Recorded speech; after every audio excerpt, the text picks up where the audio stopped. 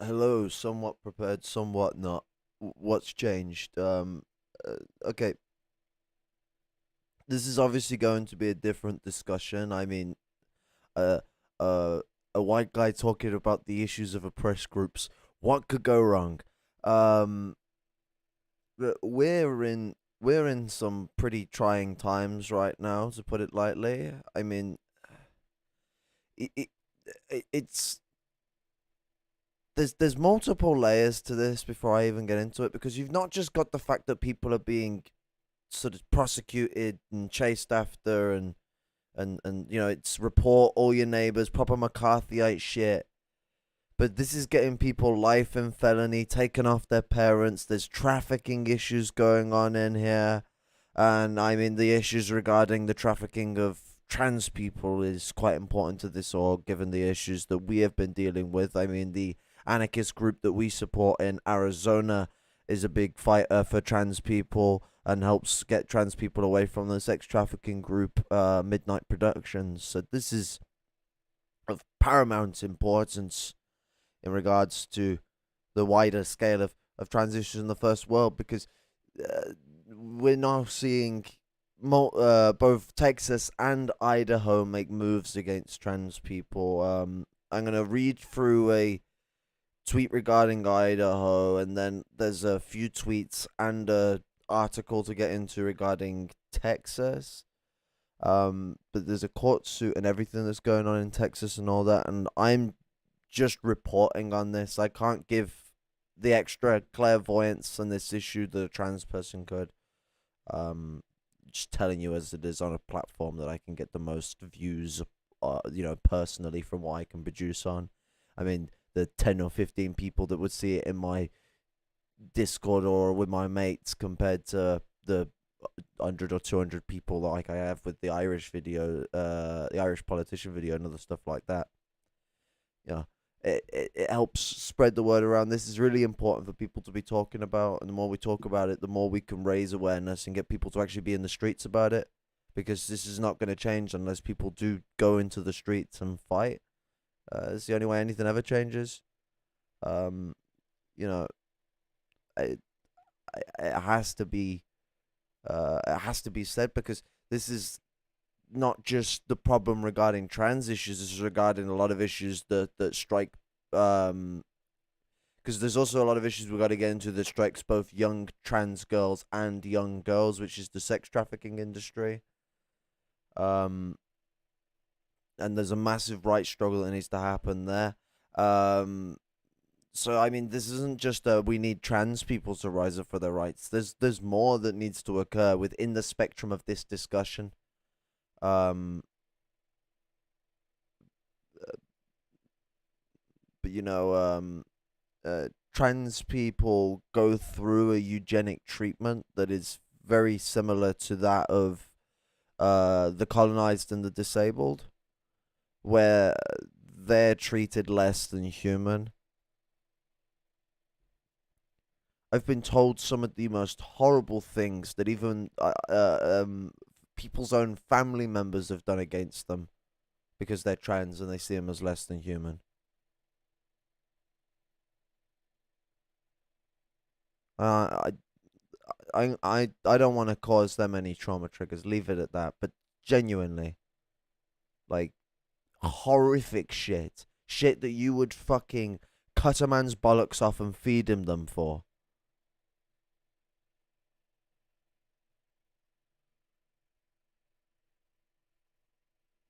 So it is paramount that we raise awareness for these issues, and that people and that people share this issue about as much as possible. Speak about as much as possible, and those who are local to these regions who can start raising awareness for organizing, not just for the point of people knowing, but for actually organizing struggle. That would be the greatest thing that could be done, because once the people who have the bravery to stand and raise their voice start raising their voice, more people will come. Everyone has that bravery inside of them. They just need inspiration.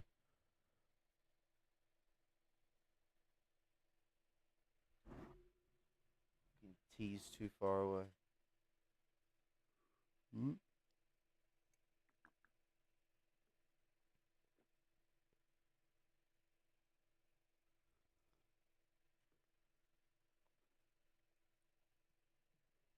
Gotta have tea. Mm.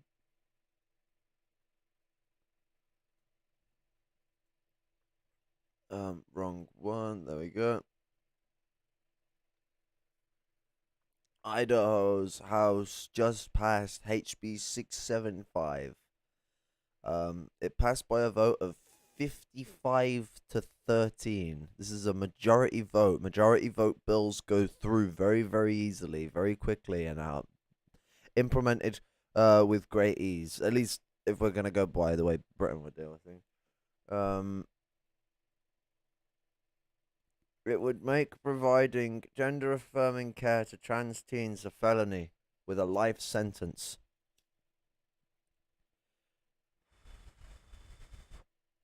Worse, it makes leaving the state with your trans teen to move elsewhere and provide them with care a felony as well. Um, what's it? I can't read the writing on that image. I should have put the sources in the description of the video. I will do that hopefully before it ends if I remember. Please don't yell. Tweet was deleted by the author. Probably just mistakes in the writing, I imagine. These bills will keep coming. Just like the Texas edict by Abbott to prosecute parents of trans teens. I understand that everyone is pissed about Don't Say Gay, but it isn't even in the top 10 anti-LGBT bills this year. Take that energy and focus into anti-trans legislation. Um, Likewise, you need to stay informed about these bills. If you are surprised at this development, you have not been paying attention. Follow these accounts. I'll make sure that specific tweet is definitely linked with those accounts. They're all there to be visibly seen as well, but I'll get that in there now so I don't forget. Um,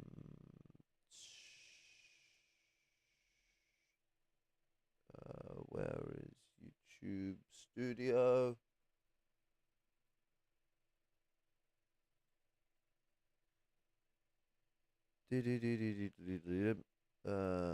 Content live.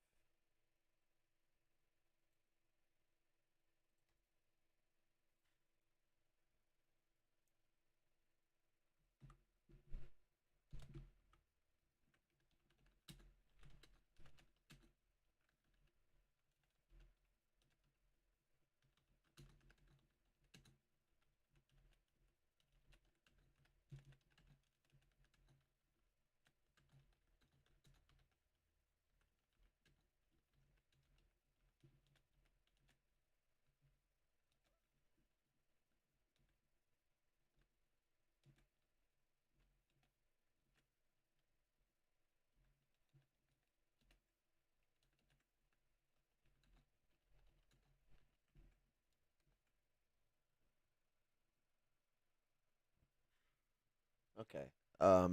Let's continue.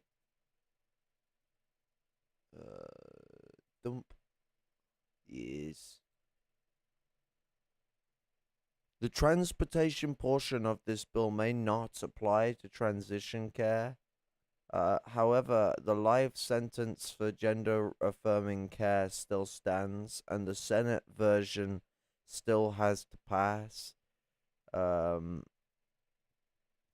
they can always amend it to apply to transition care.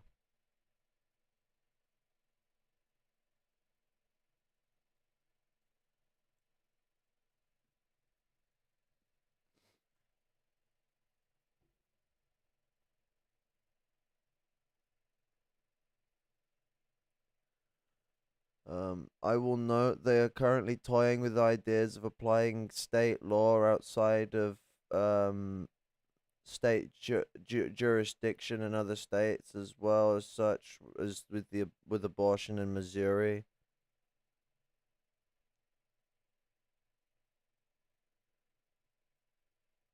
Yeah, what's it? I remember when the Missouri abortion bill went through. That was a big shocker to people's hearts.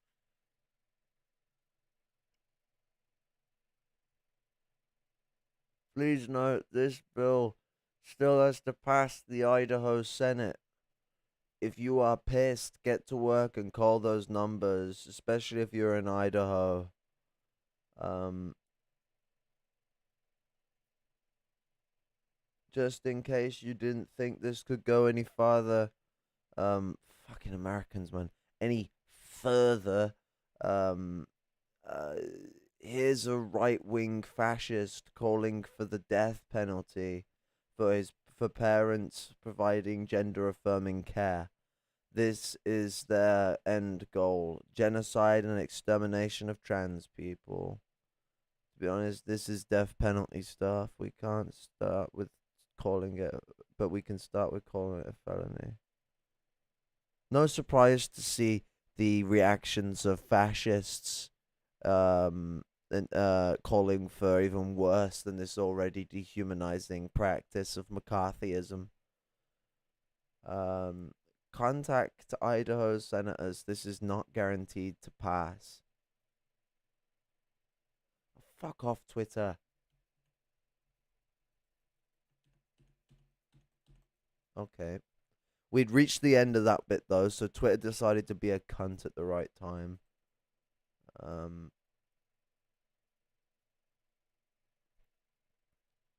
so just to conclude on that one, anyone who is in Idaho or knows anyone who's in Idaho, need to get them getting onto that bill, onto the senators. Sorry, quick. That shit don't typically work, so don't expect anything out of it.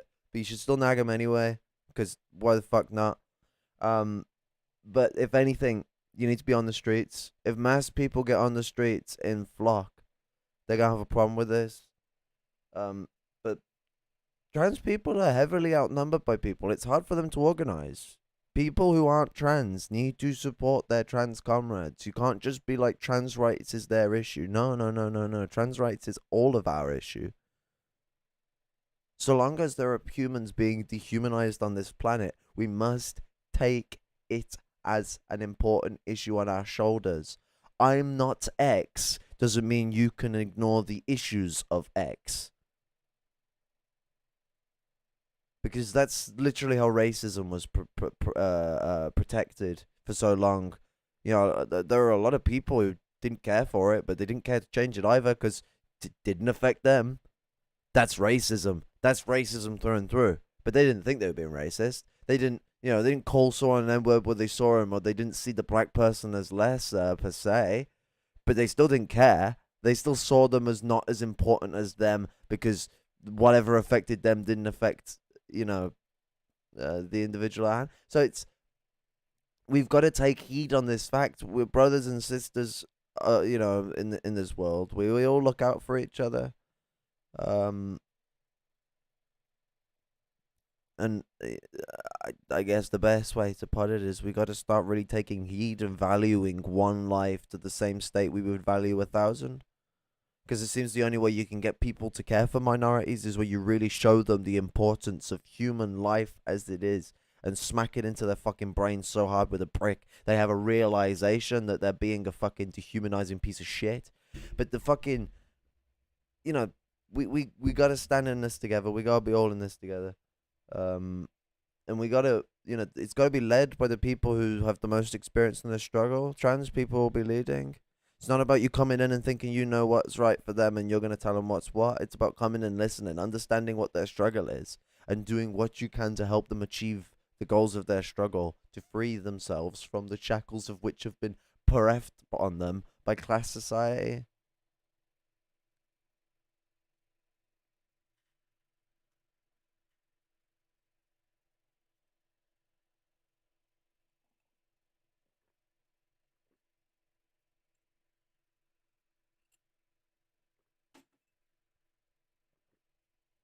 Ah, So we get on to Texas here. So this is after they made the bill where they're in Texas.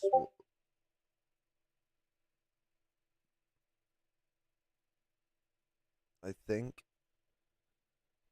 I'll read through and try and remember what the hell the specific context is, because I have somewhat forgotten, but I think this is after the bill was put through in Texas. Horrific news this morning. Texas DFPS put 7 children ages 11 to 17 into a foster system called The Refuge, who sexually abused them. They want to take trans kids from supportive parents and put them in places like this. This is an actual picture of, quote, The Refuge, end quote. This looks like a fucking, some type of, it looks like some Amish place they're sending them. Like, what the fuck? Full story here. Yeah, I have that up. Oh, no, I closed it.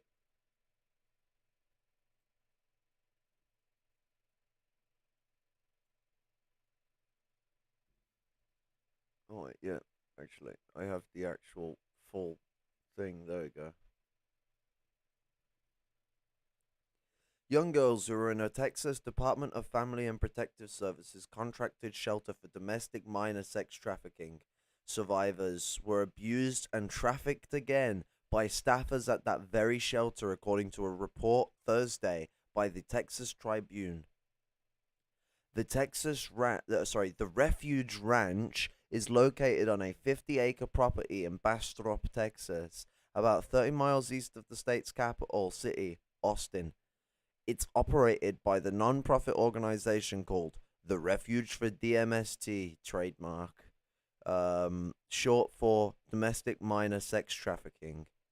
And their website describes how the girls provided with trauma-informed holistic care that includes education through a University of Texas-run charter schools, medical care, psychiatric services, and other various therapeutic programs uniquely designed for the development of a child survivor, end quote. The website also lists numerous, quote, partners, end quote, that include corporate donors, churches and non-profits, and government partners like the Bastrop County Sheriff's Office and the Office of the Governor of Texas, Governor Greg Abbott. You should always be concerned when police are involved with these groups. So, an interesting factoid to take in about Midnight Productions, the sex trafficking group that the comrades in Arizona are currently against, that we're working with. The Glendale and Phoenix Police Department are not only working with them, but are in the organization. And these sex trafficking rings are always linked up to larger sex trafficking rings. So, in the between different ends of society, you've got obviously the list of all the classes. You've got the bourgeoisie to the proletariat. And on the opposite side, you've got the lumpen bourgeoisie to the lumpen proletariat. All the other classes included in between. In markets, they all link up together. So, as we all know as Marxists, in the capitalist system, you can't engage in the market without engaging with the bigger market. It's mostly the same within the illegal market. Now, just like capitalism, there's some slight leeways where, okay, maybe you've just about managed to scurve out of it, but there's some a material down the line somewhere you're going to acquire that has a linkage to not just slave labor, but big capital. It's the same with the illegal market. So when you look at, like, a sex trafficking ring in Texas or in Arizona or anywhere like this, they link together because they all have to engage in the same market to internationally operate. And no sex trafficking ring is functioning by being local. I mean, it will work because, I mean, there's always going to be some form of a market, but it would only work if it had the support of larger rings for it to operate within that market basis. and for it to secure that that market is its own market and it doesn't get dominated by the bigger sex trafficking organizations. And that's where you have to get bigger, because the only way you don't get dominated in a market system is by expanding, because otherwise you congest in capital and you blow up. These groups are typically heavily integrated and work together. If the Midnight Productions is heavily involved with the police force of its area, I would batten to pass. So are these, and considering the damning nature of this report, yeah, I think it speaks for itself. The Refuge Ranch, quote, is the largest long-term live-in rehabilitation facility for child survivors of sex trafficking in the United States, end quote, the website says. It's also the place where 7 girls ranging from ages 11 to 17 years old were allegedly abused by a stunning total of 9 refuge employees, and were not removed from and they were not removed from the facility for over a month after the abuse was first reported. According to the Texas Tribune, a current refuge employee reported to state authorities on January 24th that these children, quote, were sexually and physically abused and suffered from neglectful supervision and medical neglect at the facility. But the court and the foster care system monitors appointed by the judge were not notified until Thursday. Doesn't say when the 24th was.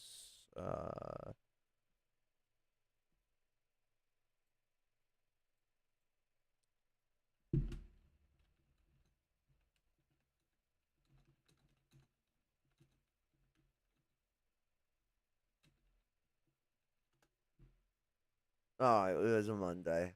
See, this is the issue with Americans. They expect you to just presume that they're speaking of a Monday because they haven't specified the day.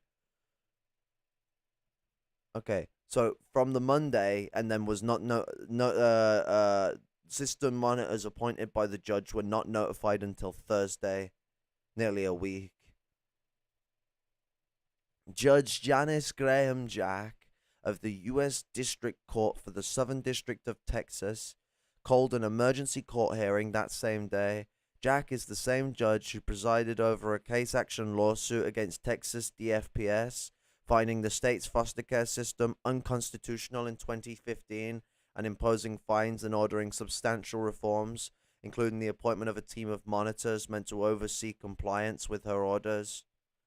At one point in 2019, Jack threatened to throw state officials in jail and fine the state $50,000 per day for failing to provide around-the-clock supervision to children in large group homes.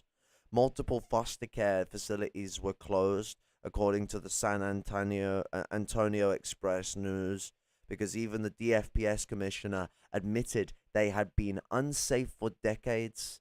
The problems are ongoing. Court monitors reported at least 23 children died while in care at the foster home, shelters, and facilities licensed by Texas government during the period from summer 2019 to May 2021. Here's the issue as well. The normal response to these problems is to just, like, to purify the system, is to not try and train people out and sack people and make sure you get decent folk in, and then use proper procedures to help keep children in a comfortable state and well looked after. They will just get to a point where they have everyone under cameras and shit like that, and basically messing up your mental health. Like, you shouldn't have to feel like you're being watched all the time just so that you don't feel like you're going to be molested all the time. Like, it's one problem after the next for people who are sufferers of this trauma, because rather than just doing the necessary things to monitor the staff, should be the staff who need to be monitored all the time. They do what they can to monitor the children all the time, and the children do need care monitoring. I mean, like, in the sense that you prevent staff from being wronged. Maybe make sure staff always have monitoring equipment on them that they can't tamper with. but you gotta give people their privacy. Fuck me, you will send them insane. These people are already having to feel locked up away from society because they were molested and trafficked and other horrible things. Like, this is absolute bourgeois mentality where rather than doing what's necessary, doing the prosecutions that are necessary, doing the rehabilitation that's necessary for the people who are the offenders, I mean, here, and imprison and removing and rehiring and all the necessities done to make this system a more functional system to help these people, to help these people who are victims of sex trafficking and sexual abuse. Instead, they just want to band-aid the system, make things status quoable, so people aren't complaining enough. Because you know what? If they'd done their job in 2015, we wouldn't be hearing again in 2019 to 2021 that more people are dying, and this is the place they want to throw trans kids. If they're doing this to people whom that they're seeing as targetable just because they're victims, they're going for the these people are weak victims, I can do what I want with them plea. I imagine. Like, I don't know what the logic is here, because normally it's the dehumanized thing. I don't know whether they see these people as less than human because of that. But with trans people, it will be the same way that you hear about the sexual and physical mistreatment of colonized and disabled people, where it is a complete sort of power player. This person you don't think of as quite human. You see them as somewhat lesser, and we certainly see this with how common it is for trans people to be trafficked. They're one of the biggest targets for trafficking organizations these days. That Midnight Productions is talking about, they are not only heavy traffickers of trans people, but they do what is known as trans murder porn, where they traffic trans people to murder them on camera as a form of pornography. Of course, rape and sexual stuff is involved in it too, but the main cornerstone of it is the murder at the end. These people are higher targets for this type of behavior, and if this treatment is already happening now to people that cis people likely see with a greater eye, I say likely because sexism against women is fucking atrocious. Like, it really ain't by much these days, especially in America. But if they're already doing this to people that they see with a slight greater bit of amicability than they look at trans people, my goodness, it's going to be fucking horrific. And you're going to hear less about it because the care that's given to cis people is not the same type of respect that's given to trans people. So a lot of this will go hush because the system doesn't care. I mean, it took nearly a week for the monitors to give a shit about reports of sexual allegations against these cis people. Will it be the same for trans people, or will it be worse? Because it's certainly not going to be better. They're not going to respond quicker. Um,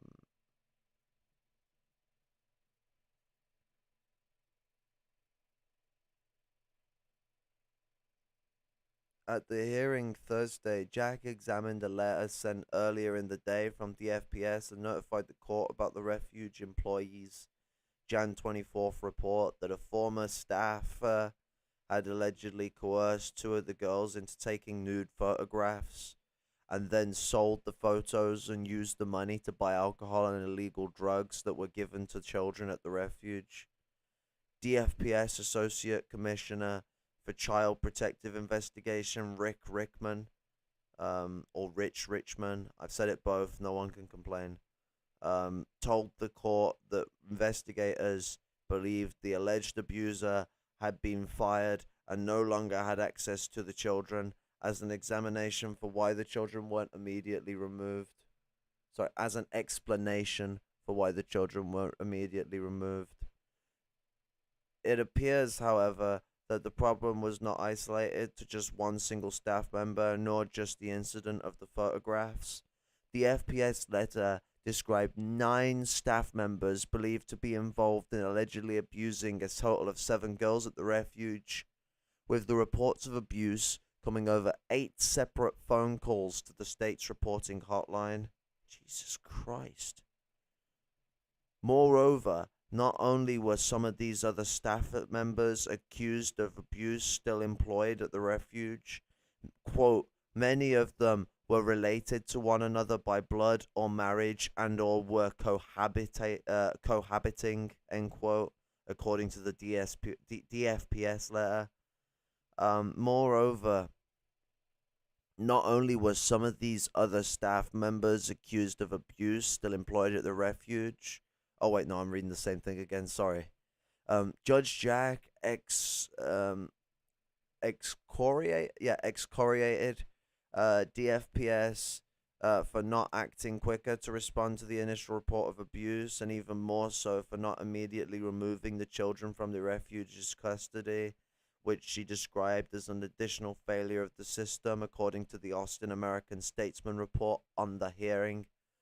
This is appalling and is a disregard of these children, said Jack.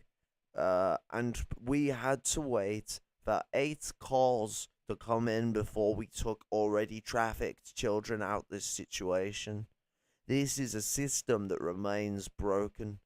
According to the local Austin NBC affiliate KXAN, I've gone as Australian for some reason.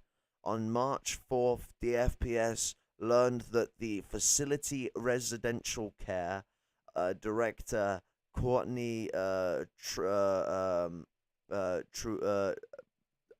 it Trujillo or Trujillo? I think it's Treo. I don't know. Courtney Trejo,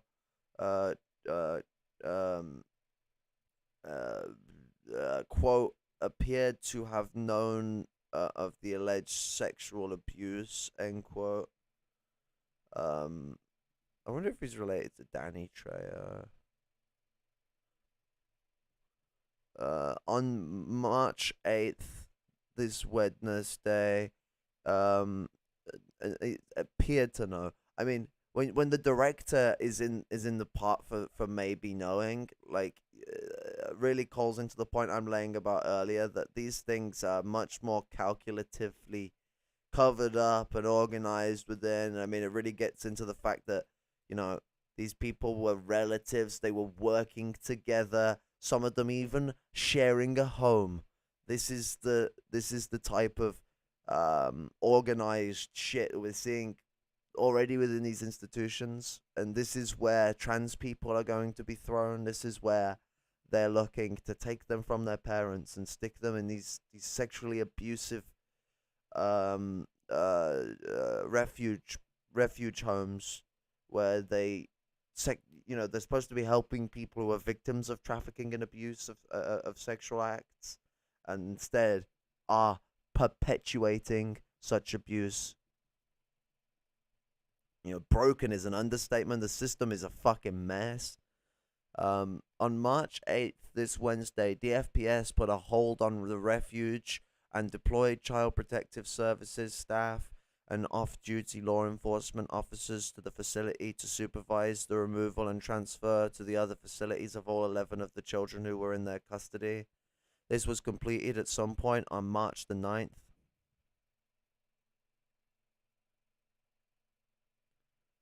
Oh man, I have an ear pain. This was completed at some point on March the 9th. Has the governor seen it? Jack asked about the DFPS letters but got no response. Later, Thursday evening around 8:30, C.T. Abbott released a statement calling the reports of abuse of the refuge abhorrent and ordering an immediate investigation by the Texas Rangers. Quote, child abuse of any kind won't be tolerated in the state of Texas, end quote. It seems to be tolerated an awful lot, Abbott. You seem to be talking shit. Abbott's statement continued, quote, and we are committed to ensuring these despicable perpetrators are brought to justice and punished to the fullest extent of the law. No child should ever suffer the atrocities of trafficking. I expect a thorough and prompt investigation of the Texas Rangers into these horrific crimes. Um, I don't really care what Abbott has to say. It's just PR.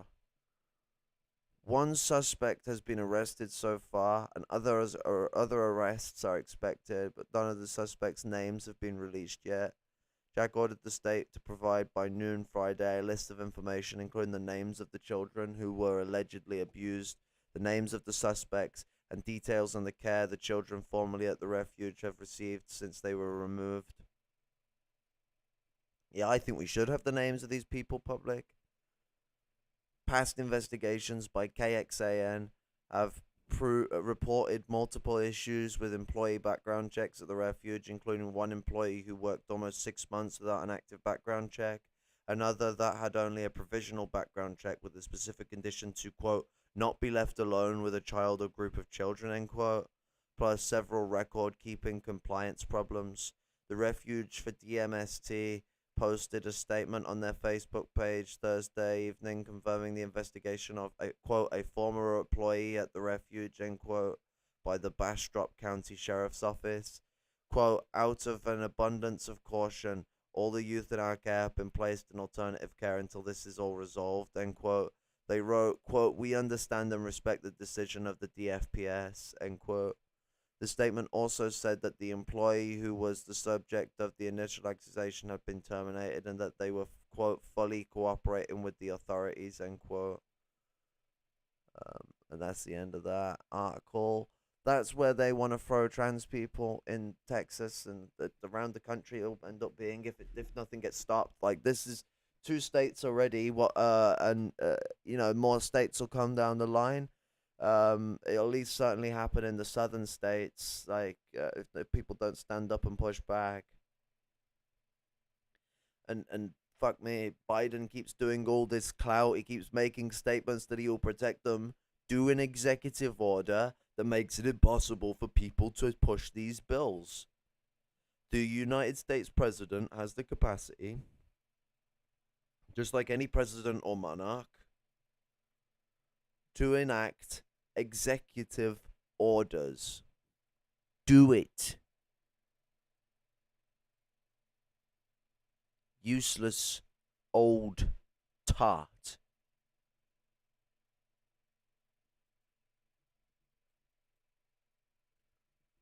Paxton, Texas, is suing Biden to prevent disruption of his cruel targeting of families of trans kids and child abusers.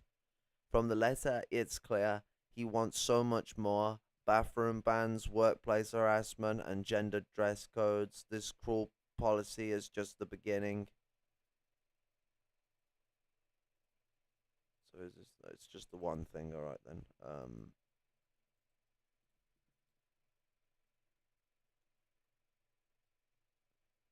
Okay, have I got it all in? Yep. Paxton files a lawsuit against Biden in defense of the safety and well-being of Texas children. In Austin, Texas Attorney General Ken Paxton filed an amended lawsuit against the U.S. Department of Health and Human Services regarding new guidance that empowers the federal government to withhold federal funding from state entities that do not adhere to their, quote, misinterpretation of the Affordable Care Act, the Rehabilitation Act, and the Americans with Disabilities Act, end quote. Misinterpretation. The law is written by the fucking federal government. That is a federal law. I don't think they're the ones misinterpreting it, Tejas. Place that can't even pronounce its own name properly. Goddamn Texas. Fucking useless American swines.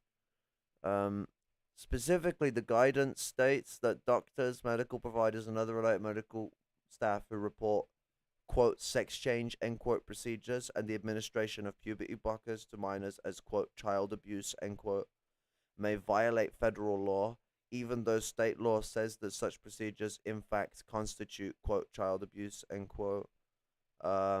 this recent guidance comes in addition to Biden's June 15th, 2021 guidance that also attacks employers, forcing them to, quote, allow acceptations from their generally applicable workplace policies on usage of bathrooms, locker rooms, and showers, collectively bathrooms, dress codes, and pronoun usage based on the subjective gender identities of their employees, end quote.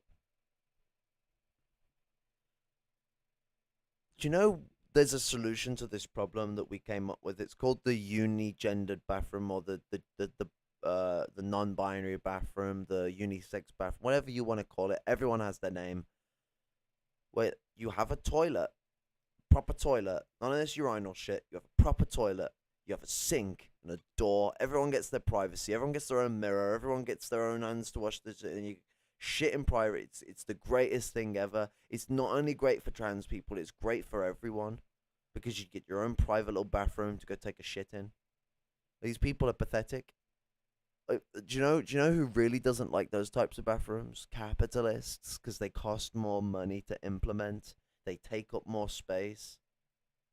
It's not as profitable to do that for them, because you need like 5 or 6 of them, and that will likely take up the same amount of space that you could fit 2 bathrooms that could have 6 of both genders having a piss or a shit in. But you know, efficiency does not make the thing a good idea. Am I right? Nonetheless, everything else on there really was the issue. None of it is an issue, but as soon as you fix the problem of, okay, people are getting iffy about the bathroom stuff. Well, people already hate bathrooms as they are public bathrooms.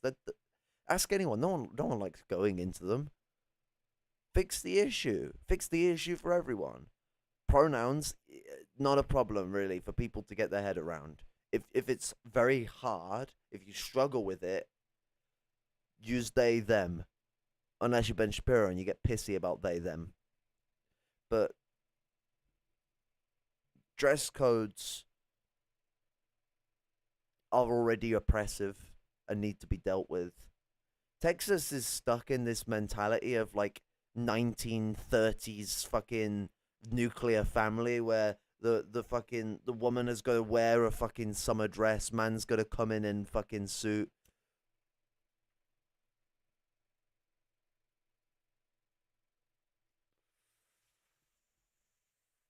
Seriously, what is so difficult? And their response is to not stop that law from occurring. They're using this law as an excuse. If this law was the issue, they wouldn't have just stopped the law from occurring. They wouldn't have just, they would have just said, okay, we are doing a state bill to say we're not following this in here. If that was their issue, which would still be transphobic of them, it'd still be horrible, but they were using this as a calculated means to jump forward and put in an actual full-on anti-trans measure. They needed precedent, and because this is a half-baked trans bill, I mean, all they've done is said employers have to employ these people. I don't know if people know this, but sexism didn't end when we started employing women. Transphobia doesn't end when we start employing trans people. So just in the act of allowing these people employment, this has now been pushed into the direction by the transphobes, way further to the degree of straight up McCarthyism against these people. They want them dragged out of their homes, taken off their parents, thrown into care homes, where they will get sexually abused and even trafficked.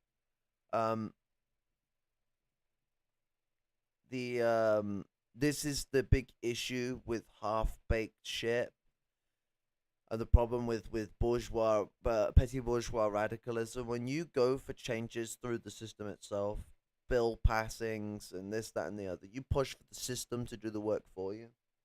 What you get is not enough. Oh, getting a bit of knee in there.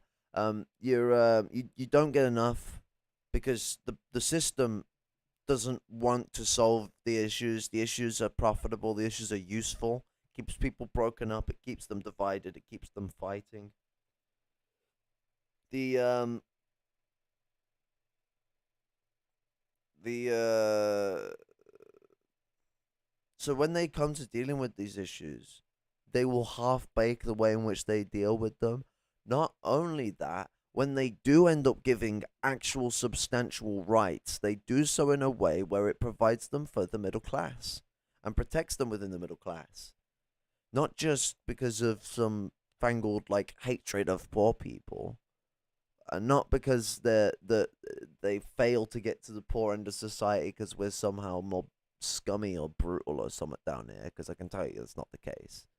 Actually, poor people have great solidarity when it comes to organizing with people of minorities, whether it be trans or colonial or anywhere in between. It just depends on what sector of society you're looking at, what area of society you're looking at, and the type of culture of which integrates with them. But it's easier for us to build solidarity being in a position of struggle. No, the issue is that society is organized in a way where they try to create this disparity as a epitaph to make the aristocracy distant itself from the lower class. So in the aristocracy, oppressed groups in the aristocracy are at grand risk of being influenced by lower class parties. They saw this with the Black Panthers. The Black Panthers got middle class African Americans into the African orgs of the Panthers, working side by side with homeless mandem. And this is the same with a lot of different issues. So they like to keep this idea of barbaric nature of the lower class. People think that there's a barbaric place down there. So people who are trans, for example, won't want to engage with them. And I mean, they also instigate this barbaric nature. I mean, I know people who are lumpen aristocrats, or lumpen proles. They are aristocrats, but they're still lumpen. They're still bum ass on their, they're drug dealers and shit like that. They ain't rich, but they're surviving as far as people in disenfranchised society go, whom are very, very horrifically minded towards trans people. Trust me. But that comes from the aristocracy of the disenfranchised sector of society, and it even comes from those who are not. But what I'm getting at, because I'm losing myself, this is why it'd be better if I had a lumpen proletarian trans cadre to be with me. This is why we need Pink Purple Girl to get herself together, because she'd speak this better than I could. But they perpetuate this barbaric mindedness towards trans people and a lot of lower class folk as well, because it's they use council culture, not in the not for the a lot of people miss the point of council culture. Council culture is used to create a reaction. They make people aren't actually being counseled 9 times out of 11 whenever you hear council culture. They do this council culture ethic to create the reaction out of people that they're under attack, that they're in problem, that this, that, and the other. And just like it's more extreme for those in the third world, but we see this even with the lumpen proletariat, is that a lot of people are restricted and only see what the labor aristocracy promotes as supporting trans rights and doing what's right for trans people and other issues like that. If you have ever interacted with a proletarian or lumpen proletarian trans person, you'll know that the labor aristocracy poorly represents trans people. Actually, you'll come to find out that the labor aristocracy is gatekeeps. Labor aristocrat cis, not trans, cis women gatekeep what it means to be trans. So there's a big problem regarding that issue. I said issue the posh way. Funny.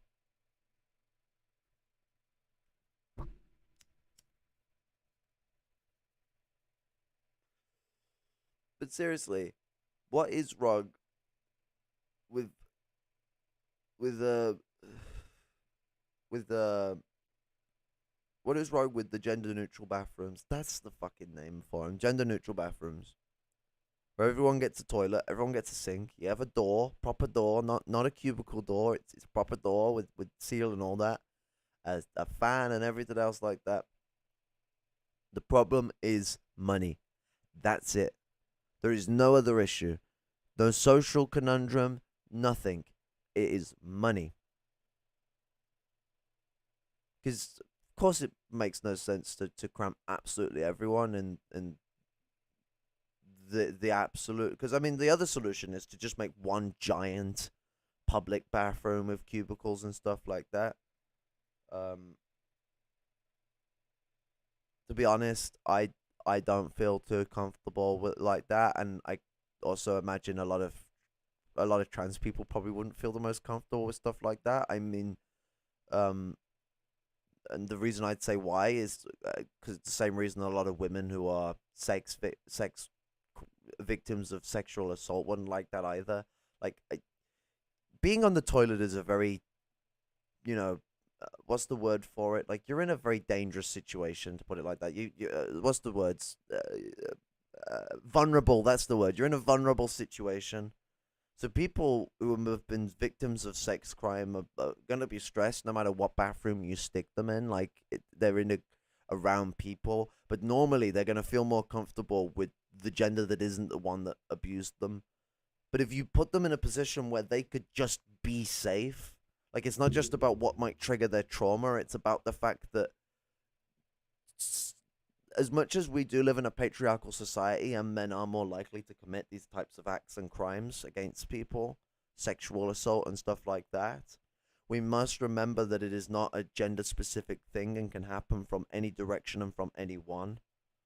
Giving people just the capacity, not that only their own trauma wouldn't be triggered for those who have that trauma, but that those who can't be, those whom, that people can't become victims in a vulnerable situation. It's better for society as a whole. I just can't see how that doesn't go through the minds of all these transphobes who keep telling you that the reason they have a problem with trans people is because they care for women and children and all this crap.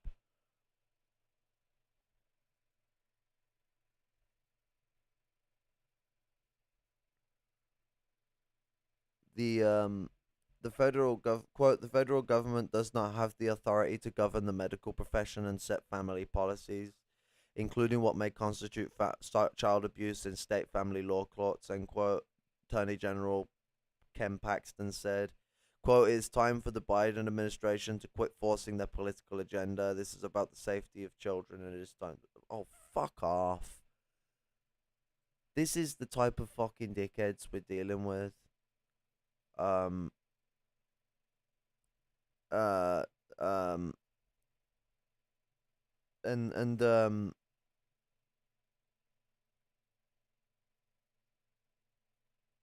this is going to escalate from here. Like, if people think this is out of the blue, they're mad. This is a process that has been going on as time goes by, and it's been getting worse and worse and worse and worse. um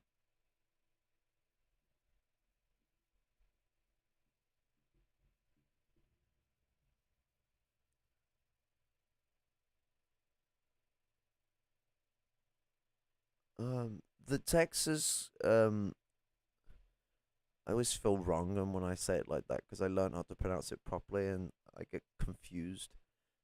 Shall I annoy the Americans? The Texas court hearing is back on. Lambda, um, legal lawyers are seeking to stay the law defining parents of trans kids as child abusers. Texas is objecting to allowing a medical ethicist and doctor who specializes in the gender dysphoria to testify. The judge is having none of it. Quote, is the prescription of off-label medication common, end quote. State objects, judge overrules. Quote, yes, end quote. Is the prescription of blockers or hormone therapy medically necessary even if off-label? State objects, judge overrules. Quote, yes, end quote. At this point, the state is objecting at every line. The state is listing off the effects of masculinizing and feminizing HRT, the ones many trans people have heard clinicians read off: skin oiliness, changes, body fat redistribution, softening of skin, and hearing it from the state trying to take it away is very upsetting. The state is using HRT side effects, blood clots, which are very rare on HRT, as a reason to ban HRT for trans youths. But what the state leaves out is that the risk of a blood clot, much less dying of one, is indefinitely lower than the risks of untreated gender dysphoria. Now, the state is arguing for, quote, alternative treatments, end quote, to gender dysphoria. Yeah, and it'll end up being fucking things like, conversion therapy. I guarantee you. I mean, conversion therapy is still legally doable in this country. Churches can still legally do homosexual conversion therapy in Britain in the churches, but only in the churches. I need to get information on that and do a video on that because it's interesting.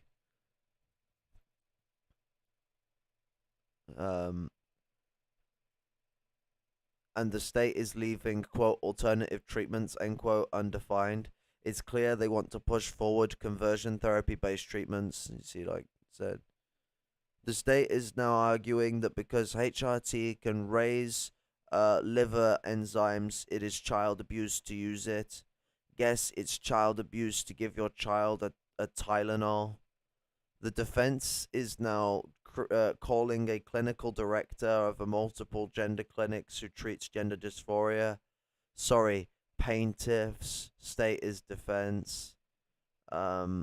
Plaintiffs, sorry. State is defense. This witness seems very good, and we can actually hear her over Zoom.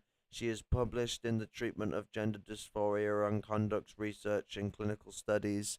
The state is literally objecting to allowing the CV of the expert being allowed into evidence. The judge again is having none of it. The state is now trying to object to allowing Dr. Brady to testify. The judge overruled. The state is trying to argue that Dr. Brady is, quote, not an expert on child abuse, end quote, presupposing that her treatment is child abuse. Dr. Brady's expert testimony. Quote, these are medically necessary treatments. My concern with directives from the AG and government is that these medically necessary treatments that are safe and effective, if withheld, would do significant harm, mental conformities, and mental comorbidities, and potential death. Dr. Brady testifies the risk of HRT and puberty blockers among trans kids is similar to the risks in their use for cis kids with preconscious puberty, teens with hormonal disorders, intersex individuals, etc. Singling out the risks of trans kids because they are trans is illegal. Dr. Brady, quote, the harms in withholding care is significant. Mental distress leading to anxiety, depression, and suicide, end quote. These are the stakes for these kids. The state is citing WPATH, saying that studies are lacking in gender dysphoria treatment among youth, end quote. The expert Dr. Brady says that she actually does disagree with that statement, that new research has come out. The state is trying to use WPATH 7 standards of care, which are a decade old at this point, to contradict the expert. The doctor is excused. The defense tried to object to the doctor, stating that, quote, there is enough evidence today to use these treatments as evidence, end quote. The state submits no witnesses for evidence, and now the attorneys will enter the closing remarks. I am rather surprised that the state submitted no evidence or witnesses whatsoever, but it seems clear that they are gunning for a friendly Texas Supreme Court, which, given the abortion ruling from last court today, seems likely. Plaintiffs quote, "The fact that enforcement on this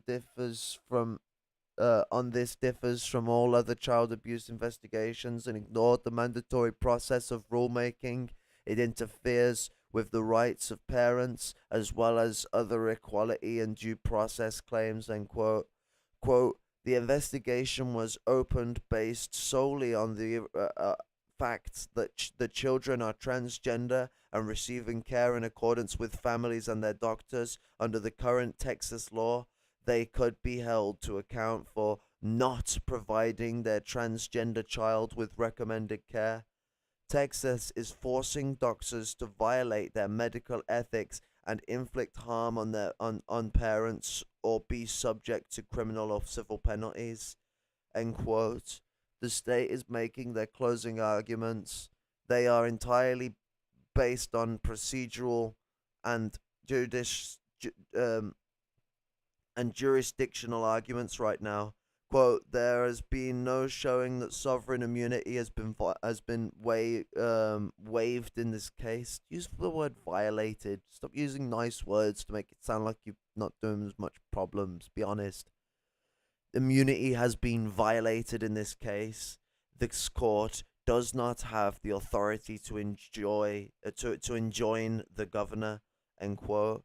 The state is arguing in their closing remarks that the changes that hormone therapy provides, quote, "visibly impairs children," end quote, referring to hair growth or thinning, skin softness changes, etc. The judge is citing Texas law and saying that plaintiffs do have standing, that the court can enjoin the governor, and that the plaintiffs have shown an actual injury that is concrete, that is traceable to the defendant's involvement. Plaintiffs, we are seeking to enjoin the governor, commissioner, and DFPS to the extent that Your Honor want to deliberate further. We ask the court to consider a temporary restraining order, end quote. Judge Meacham, quote, "Based on facts set forth, the court finds sufficient cause to issue a temporary injunction," end quote. Injunction granted. So, quote, "Substantial likelihood that the plaintiffs will prevail on the merits," end quote. Quote, "The court provides that gender-affirming care was never investigated by CPS until after February 2022, specifically because of the governor's directive. It was given the effect of a new law or new agency rule despite no regulative action. It violates separation of powers," end quote. Quote, "It clearly appears to this court that unless the defendants are enjoined from enforcing the governor's directive, they will suffer immediate injury." Quote, "If defendants, wait, I didn't end quote the other bit. Quote, if the defendants will remain in effect, doctors will have to go against the medical needs of her parents. If she does this, she could face criminal prosecution."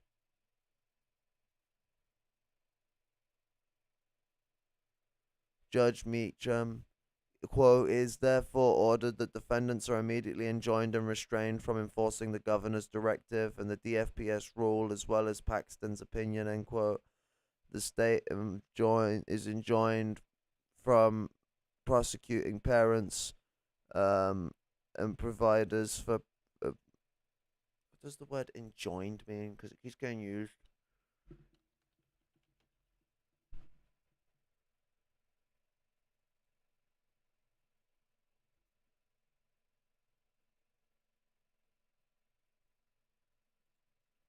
Wait, what?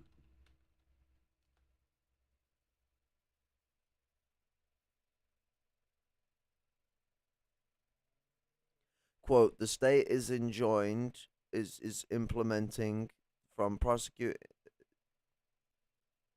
Wait, what? "Is urgent..." What the fuck? The word doesn't make sense in the context it's used. Posh people, stop. Implement urgently. The state is enjoined from. Stop. For. You would say for, or to, or must, or has to be. Why would you use from? Enjoined from. Away from. If you're doing something, you wouldn't be moving away from it. This is confusing to read and it's pissing me off. Stop.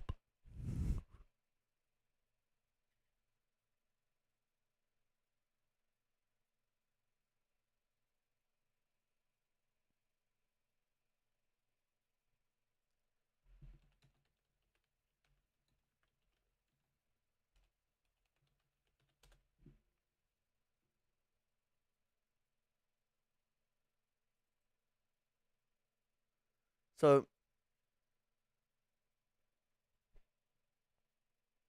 a great victory, but a temporary one. Okay. So they have enjoined to prevent. Okay, now it makes sense. Please elaborate. I am not a fucking. I'm not a literate. A literacy professor. I don't. I barely speak my own language properly. Um. Okay. I they. So the move to do that has been set back.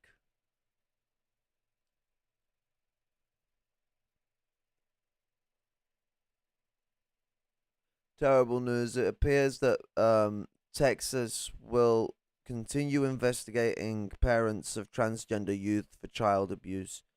This comes after a judge stopped Texas from enforcing it. Paxton may have secured a stay of the order of an order of a may have secured the stay for an order of appeal. The terror continues for families of trans children. It's the issue when it is not a complete victory, when it is held back, when things aren't started right and things are only set back by a marker and a margin. A line in the sand has not been drawn. You have not, when people aren't standing up and striking for their rights in these regards, as we saw with Black Lives Matter, but better. Nothing changes. Or you get like with the acts done by Biden, where it's like it's allowing them to be hired. When we started allowing people of different religions to be hired, when we started allowing people of different skin colors to be hired, when we started allowing people of different genders to be hired, it never ended the oppression these people are going through. Fuck me, when I was growing up, we was having the big scandal in the 2000s and the early 2010s of people being allowed to work in a workplace wearing like crosses or hijabs and other stuff like that. Like that was seen as a big no-no, and we were having big arguments about that in the country. That's past now. That's fine. Anyone going to turn around and tell me that Islamophobia has died down in the last 10 years? Because if anything, it's worse than it's ever been. Acceptance into society is a start, but it is never enough. It has to be more concrete than that.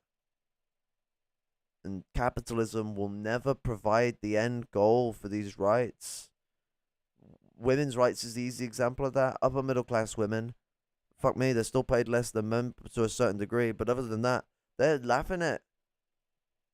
They're laughing it up compared to lower class women who are much more drastically paid less. They're much more mistreated. It's harder for them to come by work.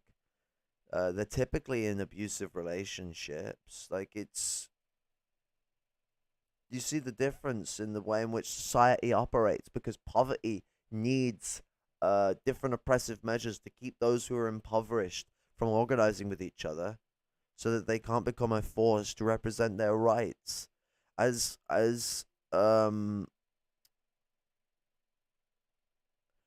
you know, as fuck,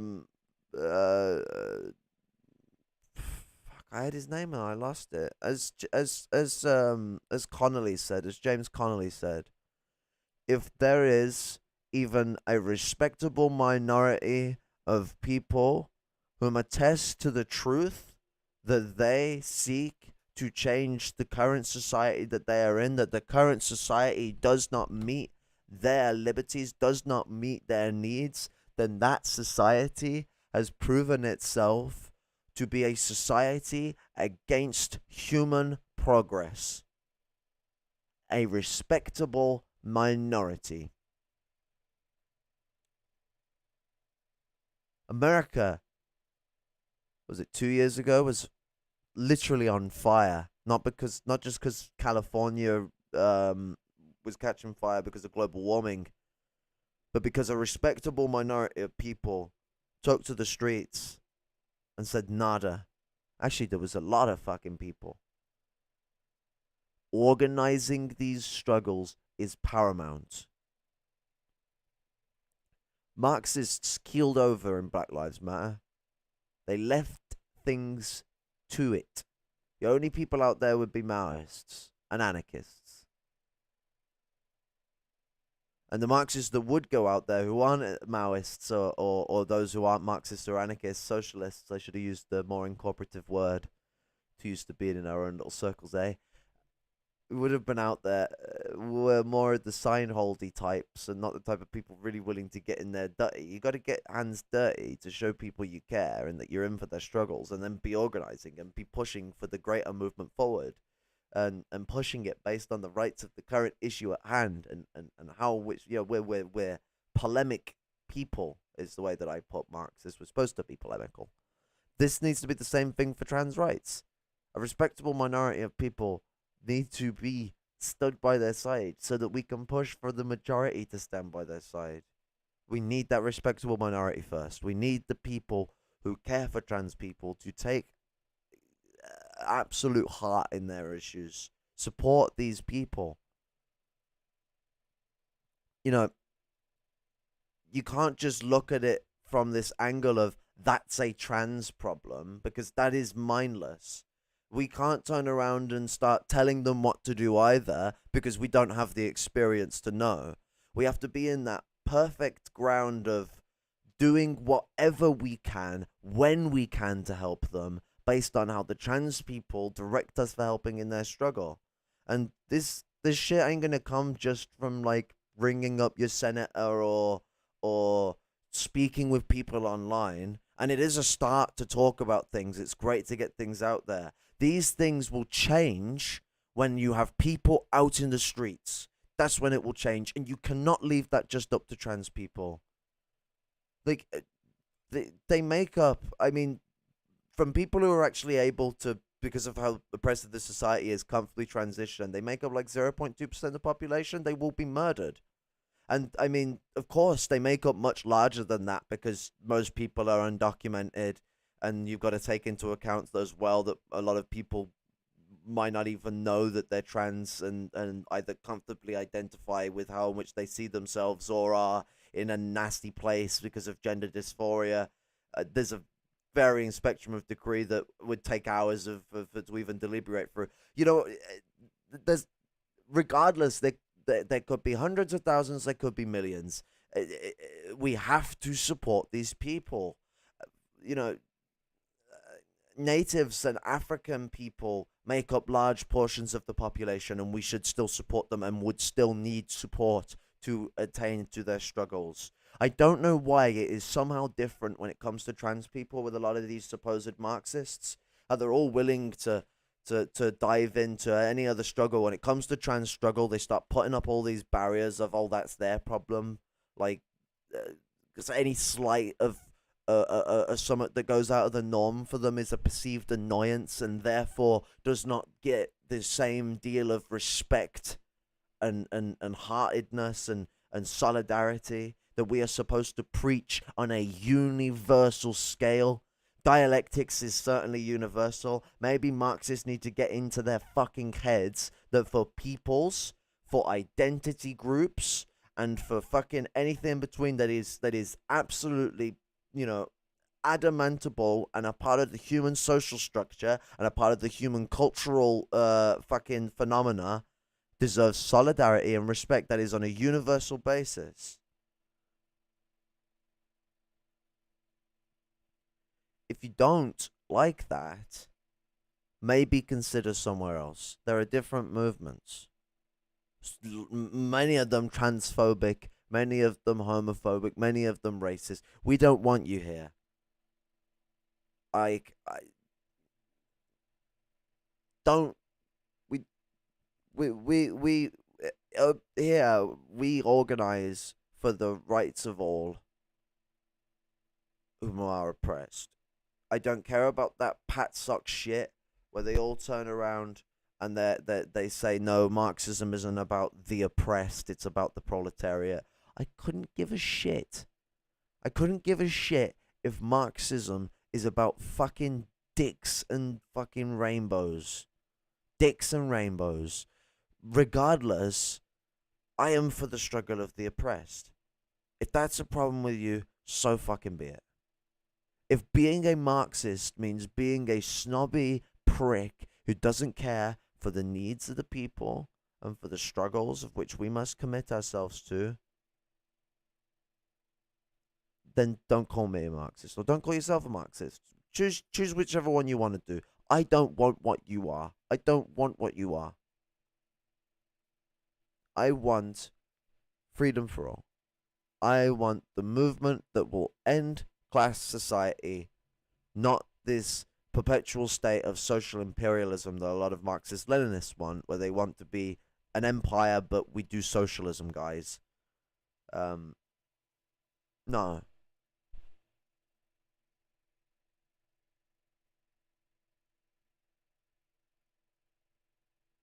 I'll deal with Pat Sock stuff in a stream related to them, though. Gangaros.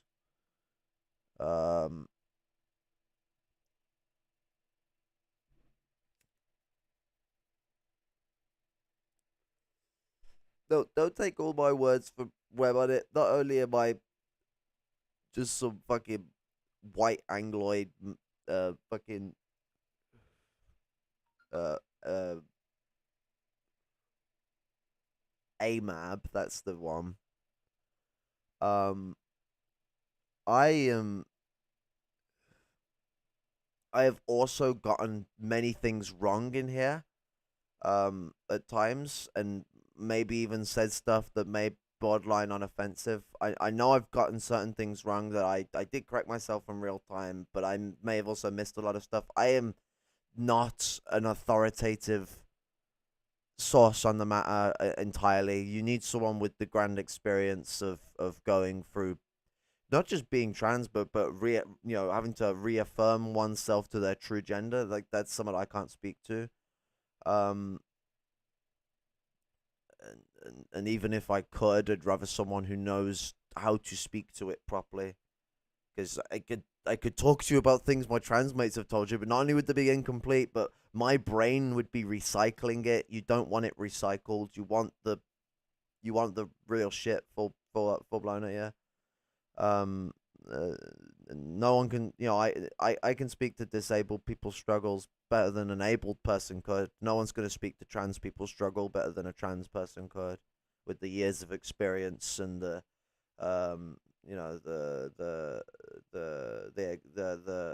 the drive to genuine knowledge that comes with that. So don't take my words as an authoritative one. Take my words as as one to drives one inquisitivity into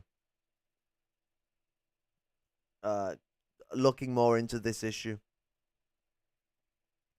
looking at the the the rising hatred of trans people in the northern hemisphere, as imperialism um uh as imperialism decays, as it always does, into a warlike state, as war ravages between empires, oppression of minorities will increase. The colonized, the disabled, trans people, homeless people, lumpen proletarians in general are gonna be targeted hard because they've got to export contradictions as much as possible away from the labor aristocracy. And if they can't send them abroad, you'll be damn well certain they send them down here. And what we're seeing against trans people will absolutely affect the poor more than it'll affect the rich. Absolutely. And fuck me, like I can't wait till Pink's is available to stream with me, because when Pink Purple Girl and I get streaming, we're gonna do a lot of talks on the issues that face poor trans people, because the struggle for actually affirming to one's gender in bourgeois society is very much monetarily capped, especially in America.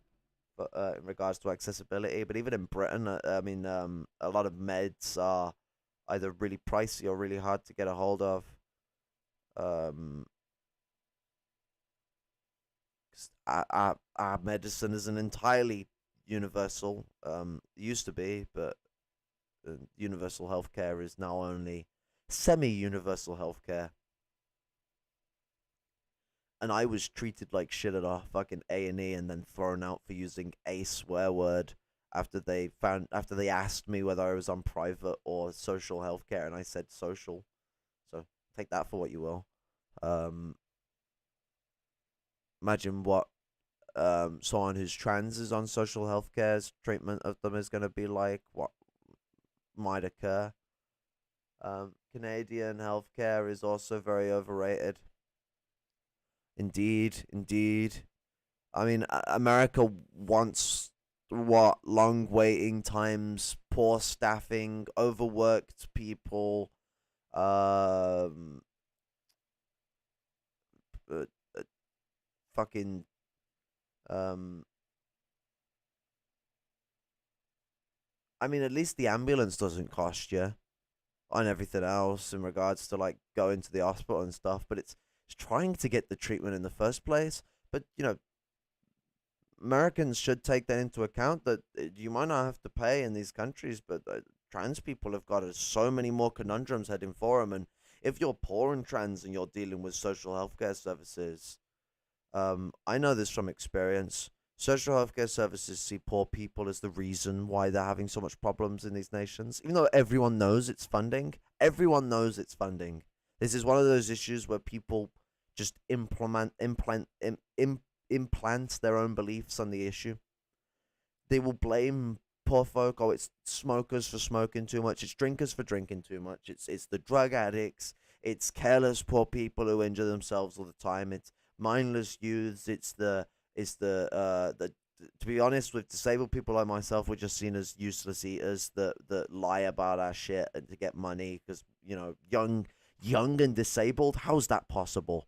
That's the mentality of people. I mean, we live in a country where people still think PTSD is a condition you get when you join the army, not something you can get anywhere else. So, you know, that's the mentality of a lot of people. I don't mean doctors. I just mean ordinary people think like that. But you know what I mean. If that's the baseline mentality of what people are seeing of things. The mentality of seeing disabled people as useless is easy to be found. And so when you're dealing with a lot of these people, when you're in the poor set, it's at the end that you'll get less than adequate treatment just for the fact of you being seen as a problem, as a stressor, as a weight on their shoulders. Um, I had the problem with my shoulder. I shattered my collarbone. 100% told by the X-ray team, professional people who know what they're doing, needs an operation, no doubt about it. She said it exclamatory, like that 100% needs an operation. She was shocked to see it shattered like it was.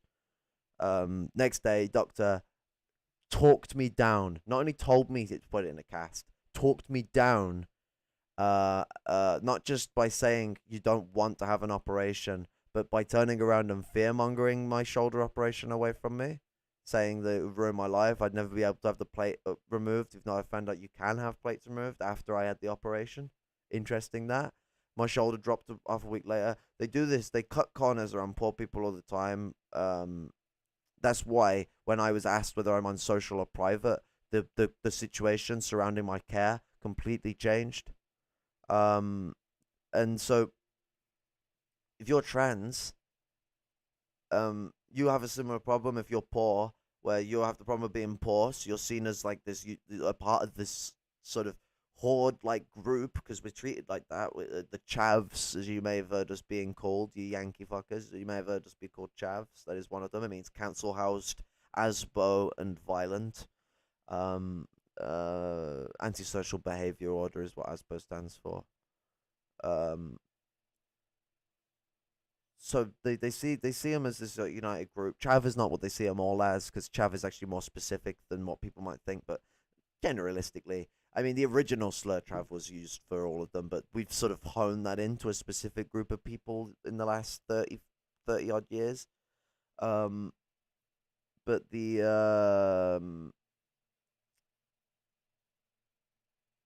people are seen as this like horde. They're already dehumanized.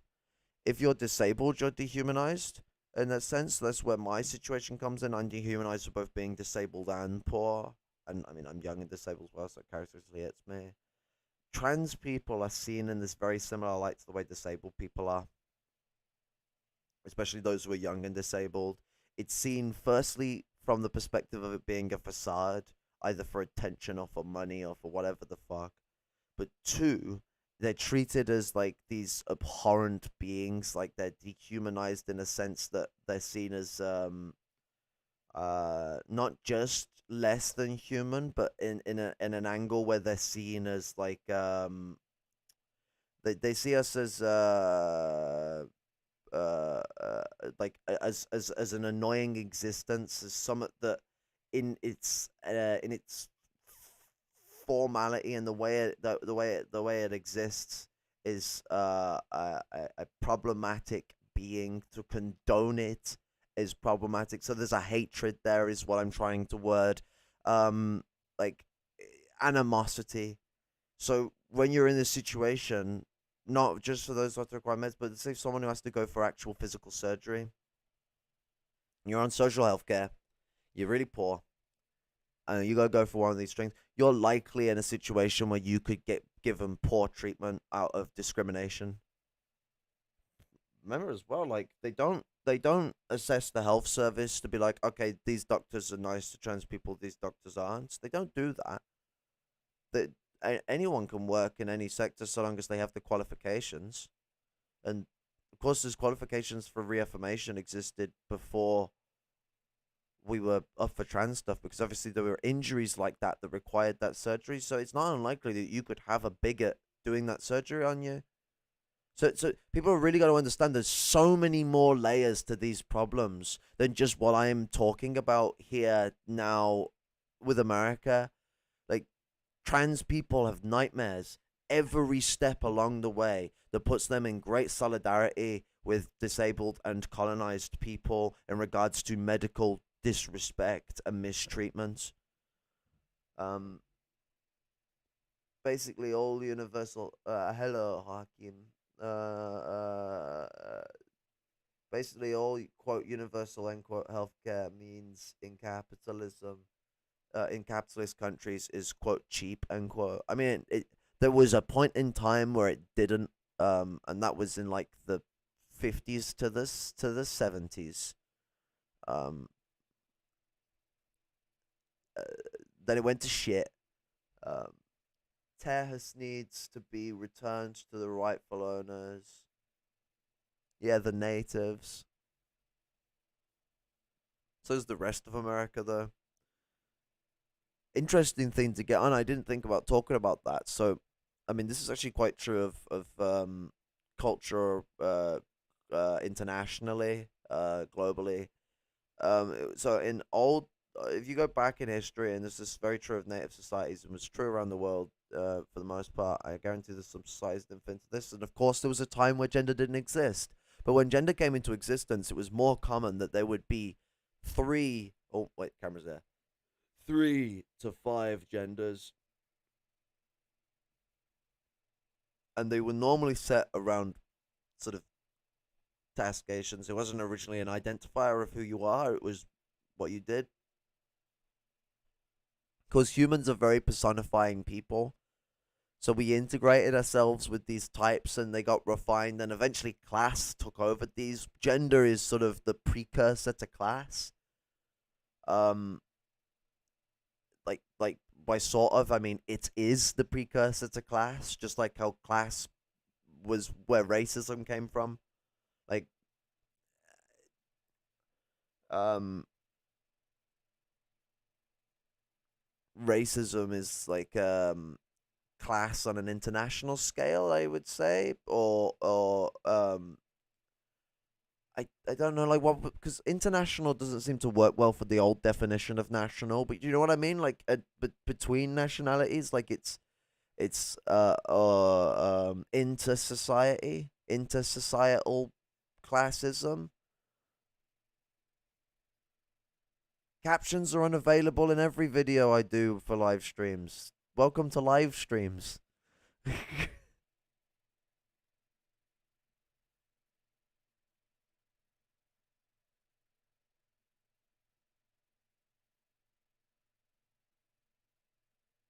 Wait, who is a child molester? I'm a bit confused.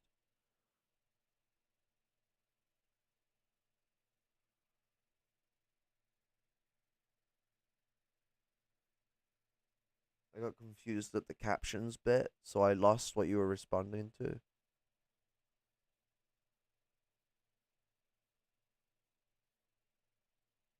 Probably on about Biden. I surely. I wish I had a good memory. But you know,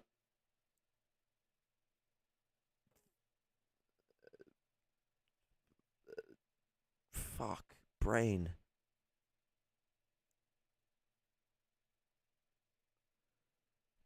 We got to really look at why did the money disappear from.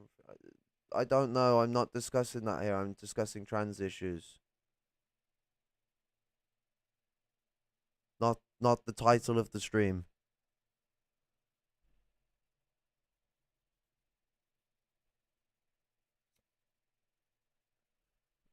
So 1 second. Let me recollect my thoughts before I shit my brains out my ass.